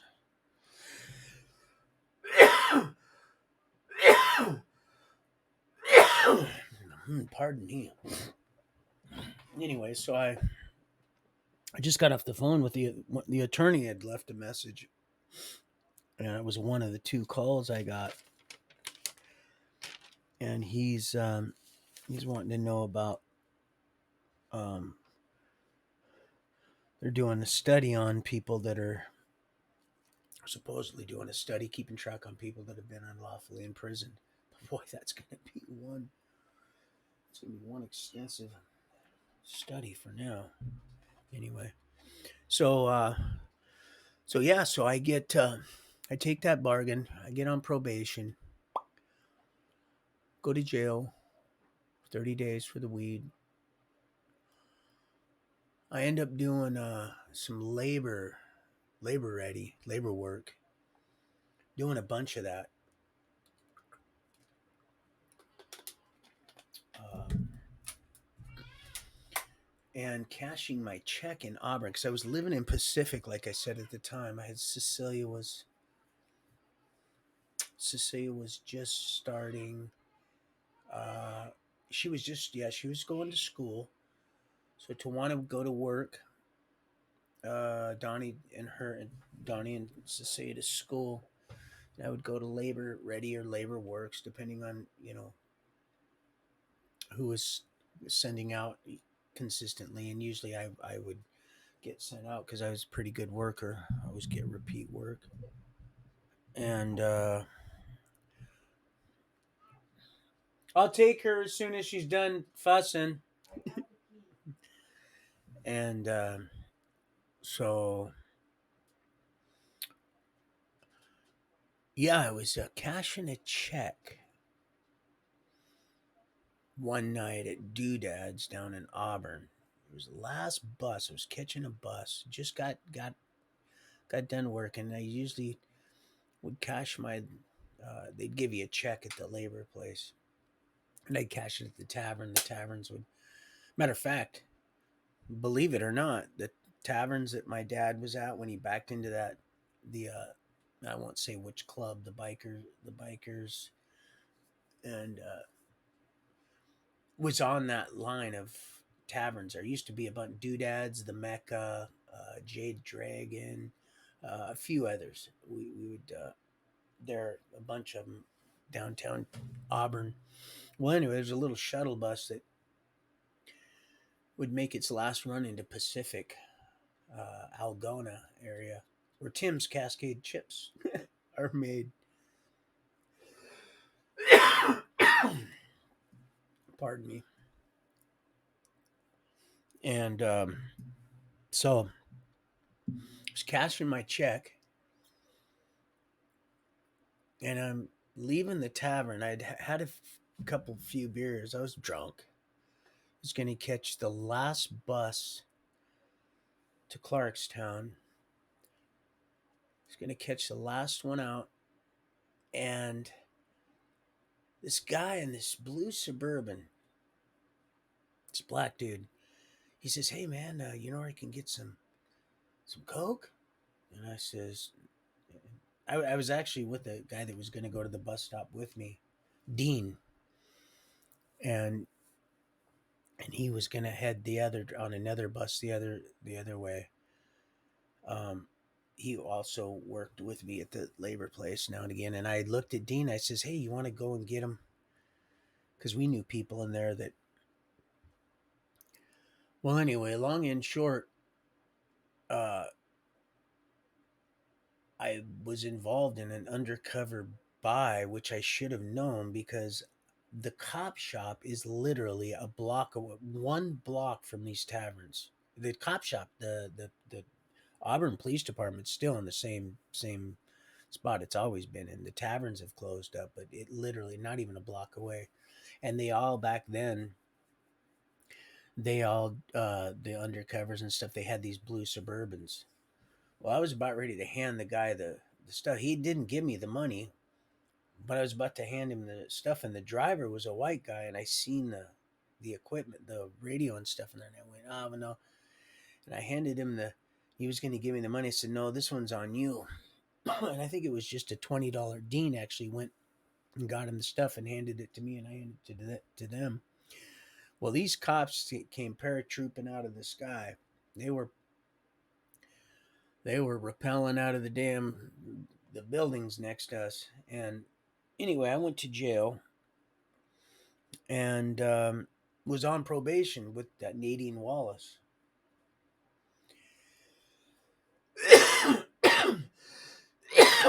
The Gestapo half-wit ninny that always had a hit out on her life, and I didn't understand why people could be so rude to such a nice old woman until I actually sat down and had the misfortune to bring my children anywhere near this woman. But so I'm in jail now. I'm in the holding cell in uh, jail, a block away. Literally, not even a block away. They could have walked me over there, but they drove me over down into the garage. And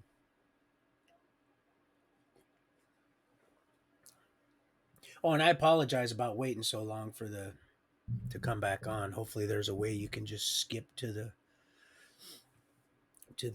part where I wasn't just having you on hold. So I'm in the jail. I'm about ready to. They're telling me they're going to transfer me because now I've got a felony and I'm on probation. And oh man, I am screwed because I got, not only do I have Nadine Wallace, oh man, I got all this probation and all this stuff and these classes and all this crap I'm supposed to be. Just all these hoops. And it was just going to be a mess. And the one black guy comes and he opens the deal, and Dean's in one cell right next to me, and he's like, "Hey man, I got an offer for you." And I said, "What's that?" He says, "If you help me out, I can get you out of here." And I said, "Man, get the hell out of here." That's exactly what I said. And I heard him go talk to Dean, and Dean says, "No, I'm not." So I started thinking about it, and I thought, well, you know, I'm going to prison. Once Nadine, there's no way I'm not going to get out of it. What am I going to do? Get another attorney like the one that just said you just did 61 days? Which I did do, and he was mocking me for it. And Nadine as a probation officer, and they run that whole thing. They not only does she come in, all the probation officers come in. They come in their little leather jackets. You think I'm kidding? With their little lanyards, and they're like a team of them come in. When you're standing there by yourself, they're like, "Yep, he's." It's the biggest spectacle you've ever seen. Try to belittle you, and it's a big old thing in front of everybody in the courtroom, and it's just completely just. You want to talk about hype and just overshooting, pun intended. So I boom, boom, boom, I bang on the door.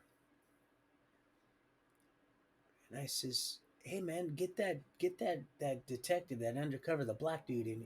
Get him." He comes back a few minutes later, he goes, "Yeah, what's up?"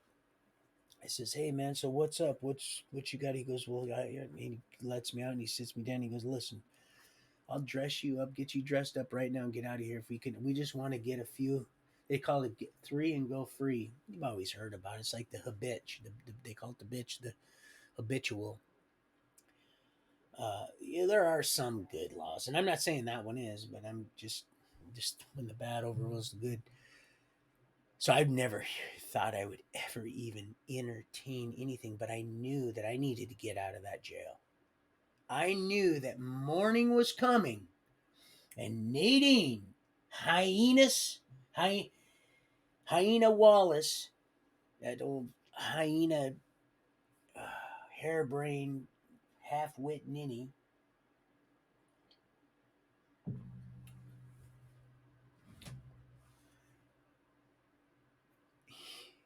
she would have me. I would never get out of there. There wouldn't even be no bail. You know that, right? Because I'm on probation. They have a probation hold. You ain't going nowhere. I wasn't going anywhere. I was going to prison. That's where I was going. I was going to prison for trying to get this dumbass some coke because I was trying to be kind out of kindness in my hand. It was a $20 damn rock. I think a 50 maybe. And we would got two, three for 50 and kept one. And Dean and I would have split half of it, and I would have smoked a little and went to bed. And I've done it many times. With this cop, my dumbass, I should have known. Excuse my language, but I was drinking and my guard was down. I was trying to do a nice thing. So I told the guy, I says, all right, man. And he goes, hey, all you got to do is we're just going to clean up a few of them out of there. They come down out of Muckleshoot is what they do. They come down out of Muckleshoot, and it's just up the hill. It's a Muckleshoot reservation. They're almost trying to play a little racist little deal. And I'm like, oh, you dirty fuckers. Okay. I said, yeah, yeah, okay. I said, all right, I'll do that. And he goes, okay, well, and they give me a ride home. I'm pretty drunk. Well, I'm usually always pretty toasted because a lot of people were buying me beers too, and I was splitting people's pitchers. I was toasted enough to where I didn't remember because I told Tawana about 1:30, so it took me that long. They drove me all the way home, and my house wasn't very far from Auburn, not very far at all. It's Pacific Algona from Auburn is just literally just I only lived like maybe 3.5, 4 miles away. It was a real foggy night too, because that's really the only thing I remember looking back. I remember the foggy night, and then what I'm telling you right now just flashed, and I went, "Oh my gosh!" Because the next morning, because they gave me their card, the next morning they said, "Well, we'll be expecting a call from you," but I didn't remember any of this the next morning. I woke up and I just went like I was going about like my serious. It was just about my woke up. It was oh man, I'm a little hungover, still a little drunk. I gotta go to work. Oh man, maybe I'll just go ahead and sleep in today, which I could have did because the kids had just went to the school down the road. They're in Pacific. Like I said, we lived right behind the police station, and so I got up and just started going about my own day, about my day. And Tawana knew. She looked at me and she goes, and she knew I was just kind of in my own little hungover. She knew I'd forgotten. She knew, and I could tell by the way she says, oh, hey, Einstein, you don't remember, huh? And I go, remember what? She goes, you don't remember the, the story that you told me? And then she grabs the card. Then she grabs the business card, the detectives, the friggin' detectives. And like that, it all came back to me. First, what came back is them dropping me off in front of my house in that same blue Suburban, Chevy Suburban. Not like the green one that was down here in the game warden. Excuse me. God, that was rude. Pardon me. And this new mic now, it's picking me up mighty clear from what I hear. My son said, Dad, that works real nice. I said, well, right on. Well, if the Lord permits, I'm trying to get my I'm trying to like I said, I've got this attorney is I've got one more person to call on that. I mean, I've got different it's just money. It's just comes in and they're trying to throw us they're just trying to delay things is what they're trying to do. That's exactly what's happening, and that's not going. We're not going for it. No, we're not. So anyway,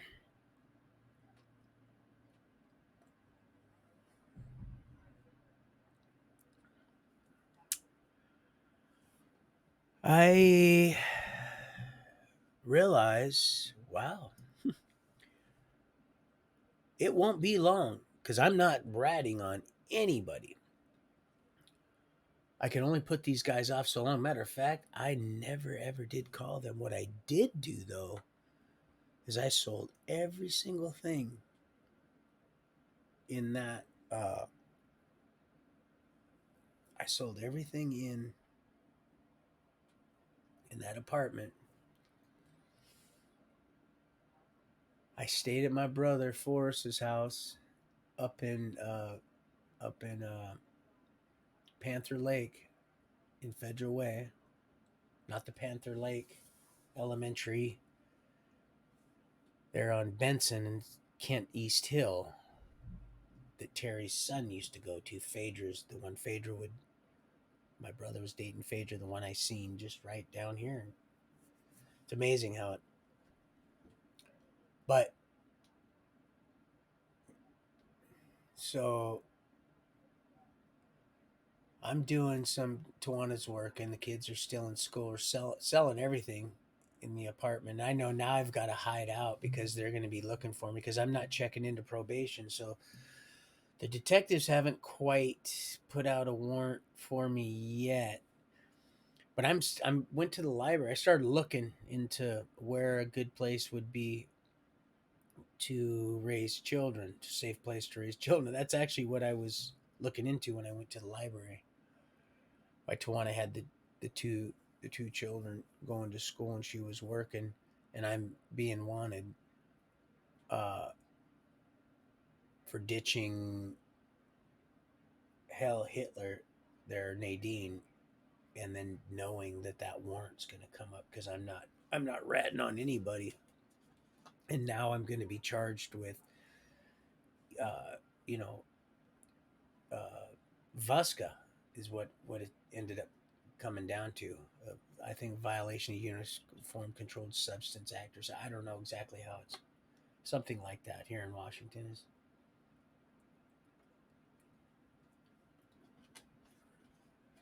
Um, so,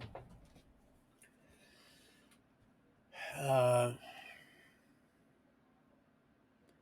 so I ended up finding Maine, Portland, Maine, and I thought, well, shit, Portland, Maine. That's if there was any more land on the other side of Portland, I would be there. And it just so happens it's a good place to raise children. I looked into it. I think that's it. I think that's where I'm going. So I told Tawana, hey, look, hey, Ted Nugent's on, right on. I love old Ted. I just don't necessarily care too much for his music, but he's so yeah. So I don't know, I get my money about $900 for all of us to catch a bus. Cecilia, Donnie, Tawana, and I over to Portland, Maine, and boy, that was one butt aching ride. Oof, on a Greyhound. Seen some real freakish stuff too in New York. I couldn't believe they let some of these freaks in spandex play with their self. And I mean, it was crazy. I almost there was cops right there. Excuse me. I'm gonna try to keep this from bouncing around. That's why I got this plant there. Plus, when I took a picture this morning, it's like it just was meant to be there. The thing was dying. It was given to me to try to help out a little bit. Like I said, sometimes over fertilizing something isn't like overfeeding something. It's not going to just get bigger, fatter. You can overfeed a plant real easy and kill it. You can even overwater it. just as well as underwater it. So we head to Portland. We get there. This black dude picks us up, and he's suspiciously nice. And there's not a lot of black people in Portland, Maine. There's just not. But this guy picks us up. He's a nice guy, but suspiciously. Him and his, I think it was his wife. Maybe he was by himself. Well, anyway, he gives us a ride to the welfare office, which was not very far from the Greyhound in Portland, Maine. It was like maybe, I don't know, maybe mile or two, maybe. But he gives us a ride, and it's small. There's not a lot of people in this city on welfare because this is a small little welfare office. And they don't have no room in a shelter. They want to know what we're there for. And I told them, well, I just flat out told them, look, this is the place that I found that was a safe place to raise children. And of course, they said, okay, we'll go out here in the lobby and wait. And it'll be a while. You know, of course, my dumb butt, I needed to get some pot, and I seen when we were driving in there, there was a spot where kids were skateboarding and stuff. So I ran up there while Tawana and the kids were waiting for us to be seen, and I scored a bag of weed like an idiot. That's just how irresponsible. Like I said, might irritate some people, but it's just the truth. That's just how dysfunctional and crafty my stinking thinking could be, and how adapted I was at adapting and getting what I wanted, which it's like Tori said, that old patience, man. It can.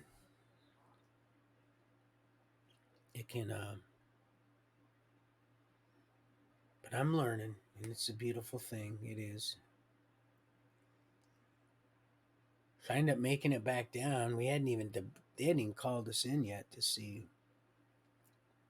They didn't have no room at the shelter, and they weren't going to leave us out on the street. And there was no snow on the ground here in Portland at the time. But we get into a motel. It was the it was at whatchamacallit, Friendlies was conjoined with Howard Inn. I think it was a Howard Inn or Howard Johnson or something. So they had us there. They put us up there, which was a blessing, until there was an opening at the family shelter. And I got a job as a dishwasher. And Tawana later on ended up working as a server there. But they ended up having room at the shelter. These shelters were old, just basically converted houses. Maine was a lot different. A lot of it was old. It was older, really neat. A lot of antiquities. The people were extremely friendly. Even the ones that weren't friendly were. I was able to. I was filthy habit, never chew on your fingernails. Um, very like people just. I don't know. They were just trusting. Not everybody. There was a pill problem. You could see that there was really no crack on the streets, no meth. A lot of the Mexican, what we called Mexican dirt weed, with the stems and seeds and stuff. And so, but it was really neat that people were.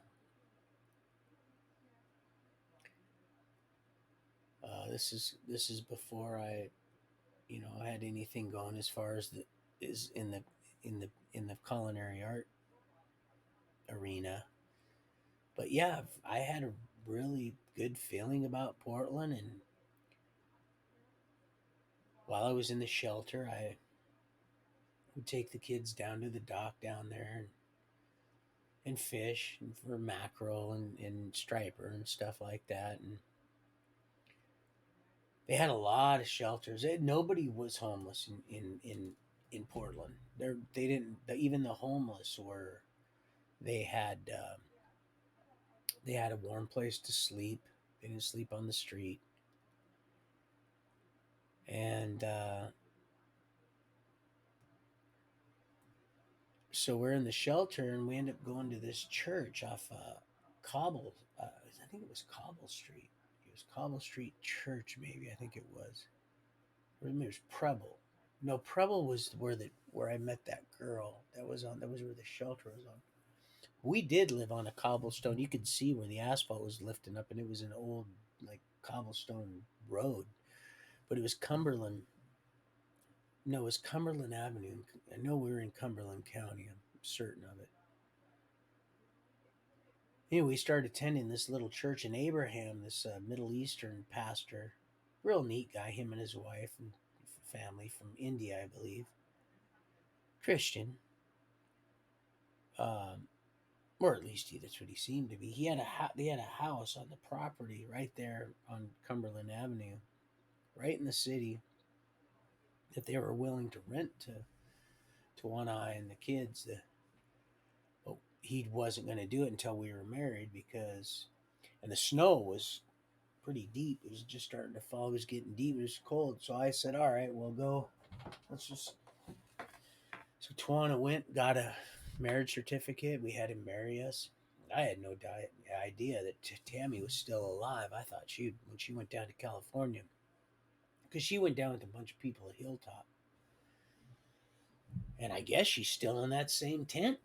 Probably a different tent, but still living in Yuba City, from the way I understand it.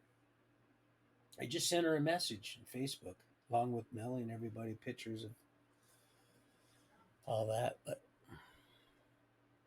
like I said, I mean, I will be patient. I mean, it's only March 20th. I'm just, I mean, that's very reasonable as far as that romantic thing is concerned. Except we'll always be friends if you decide that that's just too soon for you. We really will understand. Um, so we get married there in the church so that I could get my children off the street. And so, and I'm going to start paying attention more to this here. I apologize. Because I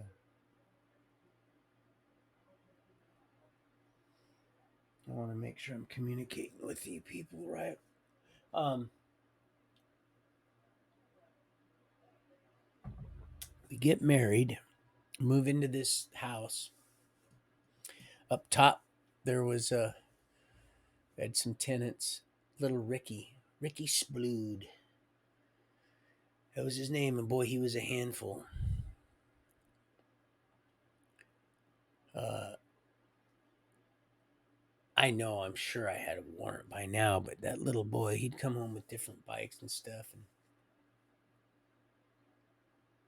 my kids were at school and stuff, my children. And the house was converted into it was a duplex, and up top Ricky and his mom lived, and we lived down below, and then there was a cellar, a basement below us where it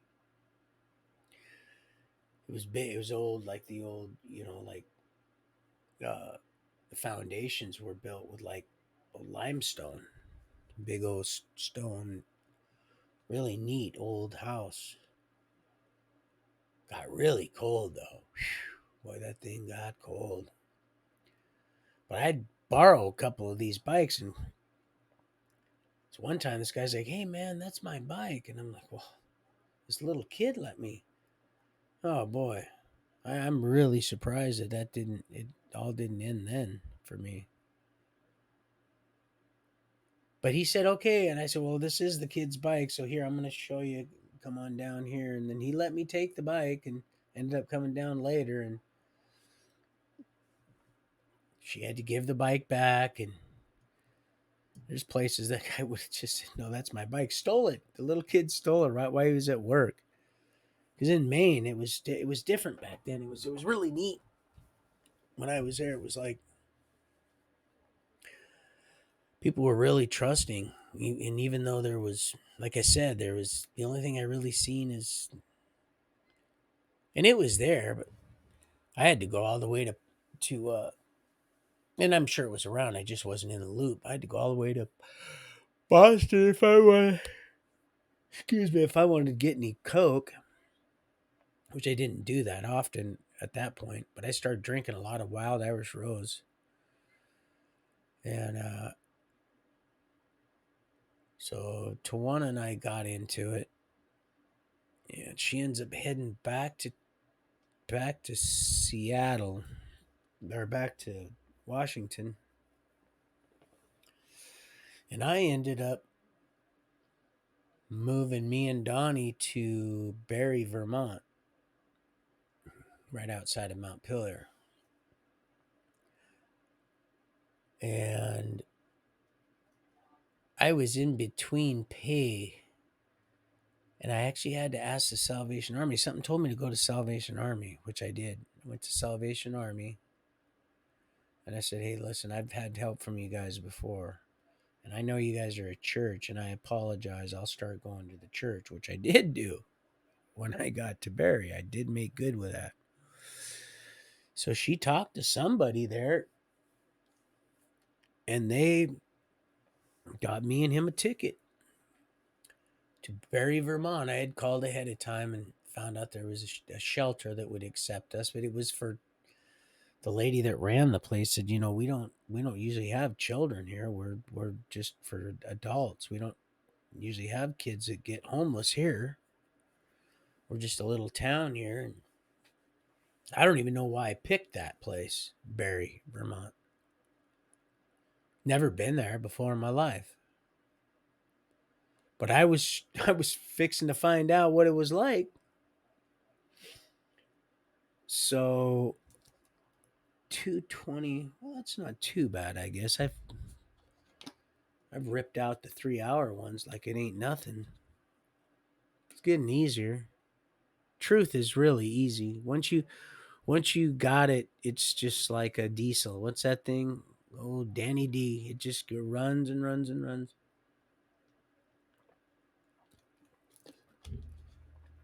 American picker pun.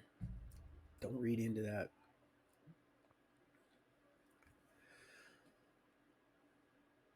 So I call ahead. She says, we really, but I mean, I can put you up for a little while. And I said, okay.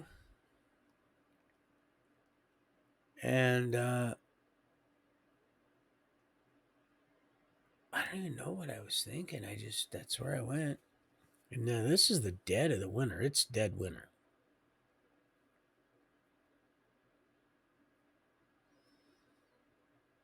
Me and Donnie, we get off the bus in Mount Pillar. 2:30 in the morning. Now, the lady that runs the place knows what time my bus is getting in. She says, you're going to have to get call an officer to bring you to the shelter. And I thought to myself, you've got to be kidding me. Well, that's how they do it. That's how they'll do that. They've done that before. And I thought, wow. I get off the bus. The bus stop is an old little station, like a little old converted Greyhound station, like an old converted gas station, like the one in Walla Walla. And it's not open, of course. It's and the snow. It's coming down sideways. It literally is. You can see it in the street lights that you can barely see. And he's pulling into town right over the bridge there, into Mount Pillar, Ben and Jerry's old Mount Pillar there.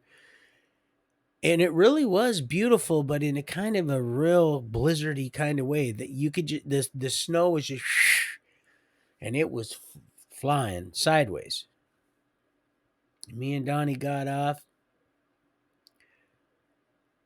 that bus, and here's what's nuts, okay?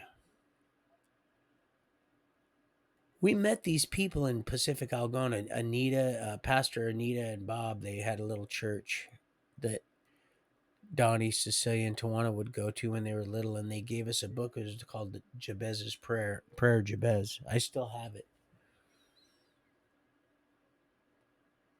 That book is signed by them. I have it. It's signed by them, and it was given to us in Pacific. Now I sold everything in Pacific Algona. We didn't take anything on the bus with us, just clothes. But I have that. That's why I took pictures of that living water for those that thirst. I don't necessarily even believe in half the commentary that's in there, the Bible study part. But the Lord used that book, Skiba, Mike Skiba from Union Gospel Mission. When I was in jail in that RJC, I ended up getting um, these books that somehow I still have. Now if you knew me, how thrifty I am, almost just, and then when you uproot your family like that, and you can't take much on a bus, it's not like I was moving like a regular person moves. No, no, no. I don't remember those taking those books, and I know what time frame we got that book, and I've got it. It's signed by Anita and Pastor Bob at Jabez's prayer, which I pray almost every day for each and every one of you, all of you. That's one of my prayers, even for you that I've forgotten. And I said, for those that I've forgotten, please, Lord, help me not to forget. And he says, oh, don't worry, I got you covered. So I still have that book.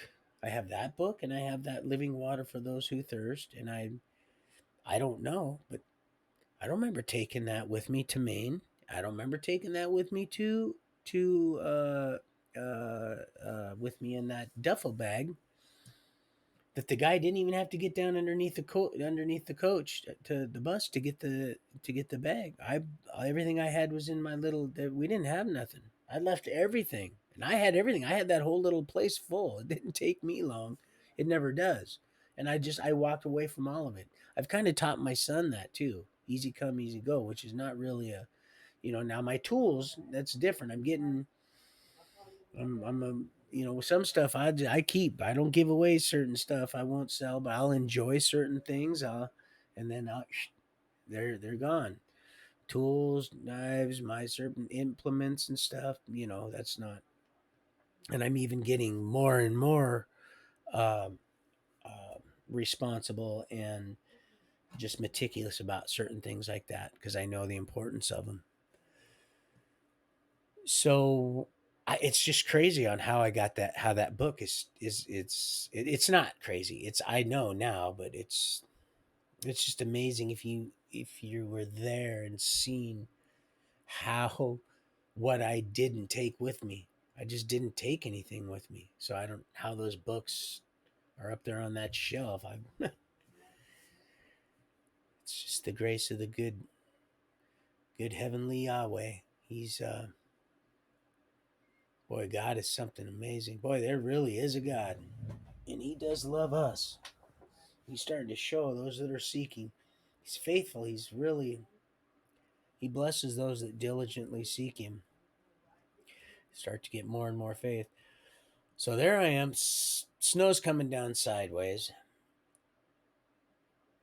I kind of have directions where and sure enough, the police station, and it's kind of like something you'd see in a Christmas film almost. It was beautiful, but just cold. And I'm not going to lie, I was scared, but I wasn't scared. I walked in there and there was a lady behind glass, this little police station, and she says, "Can I help you?" And I told her that I was here to just got off the bus, and the lady at such and such shelter, which the lady knew, the dispatcher knew. Oh yeah, okay. And she told me to come here, and they would give me. She goes, "Do you have any ID?" And I didn't think she was going to ask me for ID, and my heart just went kabooey. Well, I had Maine ID because I was cashing my disability check. They knew exactly where I was, but it still didn't stop the fact that I should be having a warrant, and probably did. But The Lord justifies whom he justifies. So I slide my ID under the little and she grabs it and she sticks it on the thing and she starts punching on the computer and I'm like, oh Jesus. She goes, you can have a seat over there. And I'm like, oh God, this is crazy. And I'm looking at the door. I'm thinking, where am I gonna go? Looking at my son, Jesus, Lord, please. I'm not saying that. I'm saying that now. I'm thinking, oh gosh, Lord, created you in my own image. He just wants something to recognize, to identify. So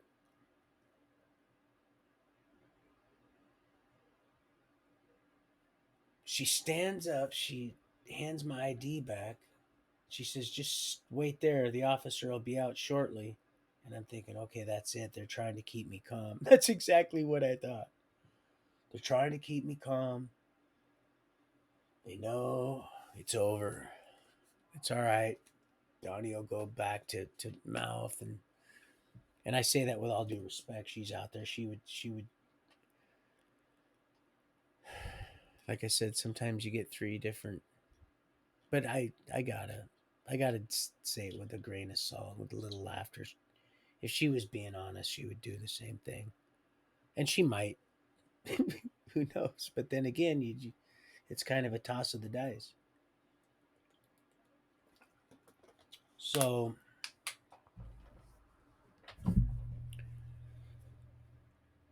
this officer comes out and he says, "Okay, you guys ready?" And I said, "Yeah." And I'm like, I'm waiting for the old heat miser to come out and melt this snow. But here we go out. Snow sideways, but we go into this little kind of Sally Port. We get into his car and stuff, and so he's kind of making some small talk, and I'm kind of making small talk, and then the snow it just stops, and it's clear out. Just it stopped snowing while I was in there, and we're driving by the river, and the river's still not completely solid yet, which I didn't know a river that with water moving that fast would freeze. But oh, it does in Barry, Vermont.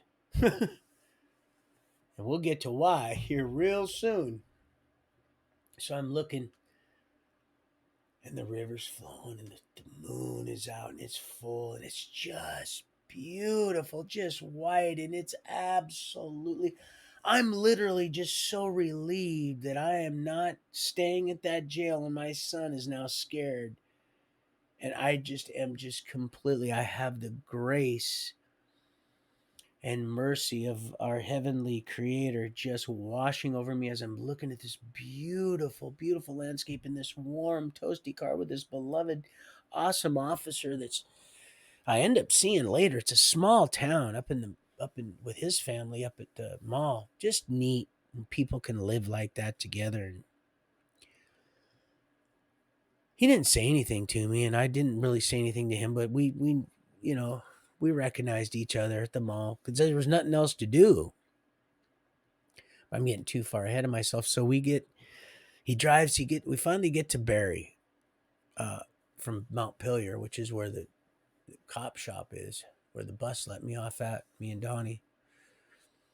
By now, mm, it's just this, it's probably an hour or so till the sun's coming up, and he goes, well, here it is. And it just was a regular house. I was expecting to see some kind of a a bigger building or something. It was just a regular old house. And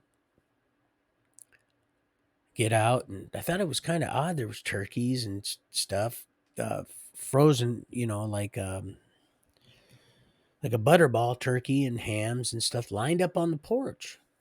I thought that was kind of weird. So I knock on the door, and somebody answered the door and said, "Oh yeah, and I said, "We're supposed to supposed to be here."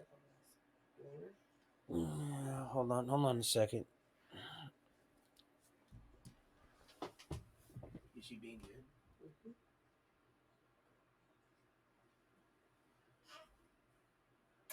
Hi, honey. How you doing?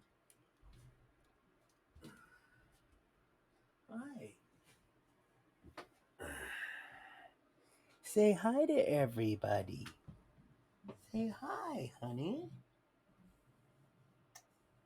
Oh, the precious one. Are you starting to you smiling for Papa? Oh, you're up chucking. How pretty she is. Look, see how pretty. Oh yeah, she's up chucking. Oh, there she goes. Oh, I know. Let me help you. Oh, I know, honey. Okay, I'm gonna give her back to Gigi. All right, Gigi, here. Come take my beloved my little angel, my little hazel lily. I'm gonna finish this real quick. She's up, Chucky. Okay. My little hazel angel. She was starting to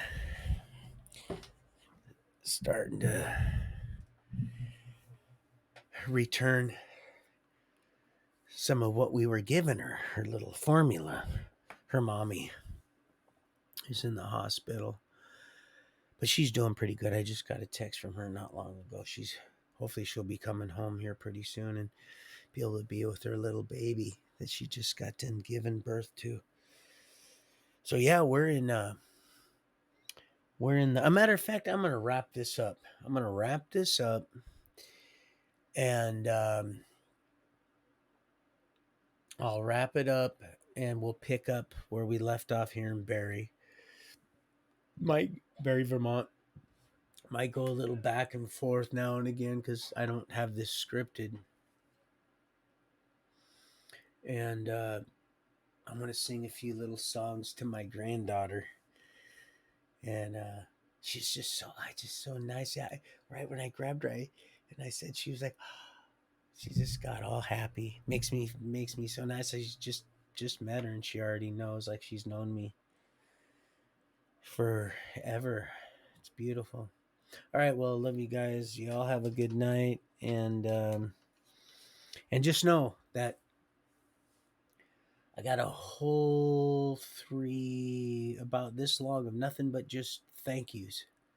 And if I forget, I haven't forgotten. It's just that there's a lot going on. Um, so yeah. Um, so yeah. Love you guys. Know that I'm praying. Know this too shall pass.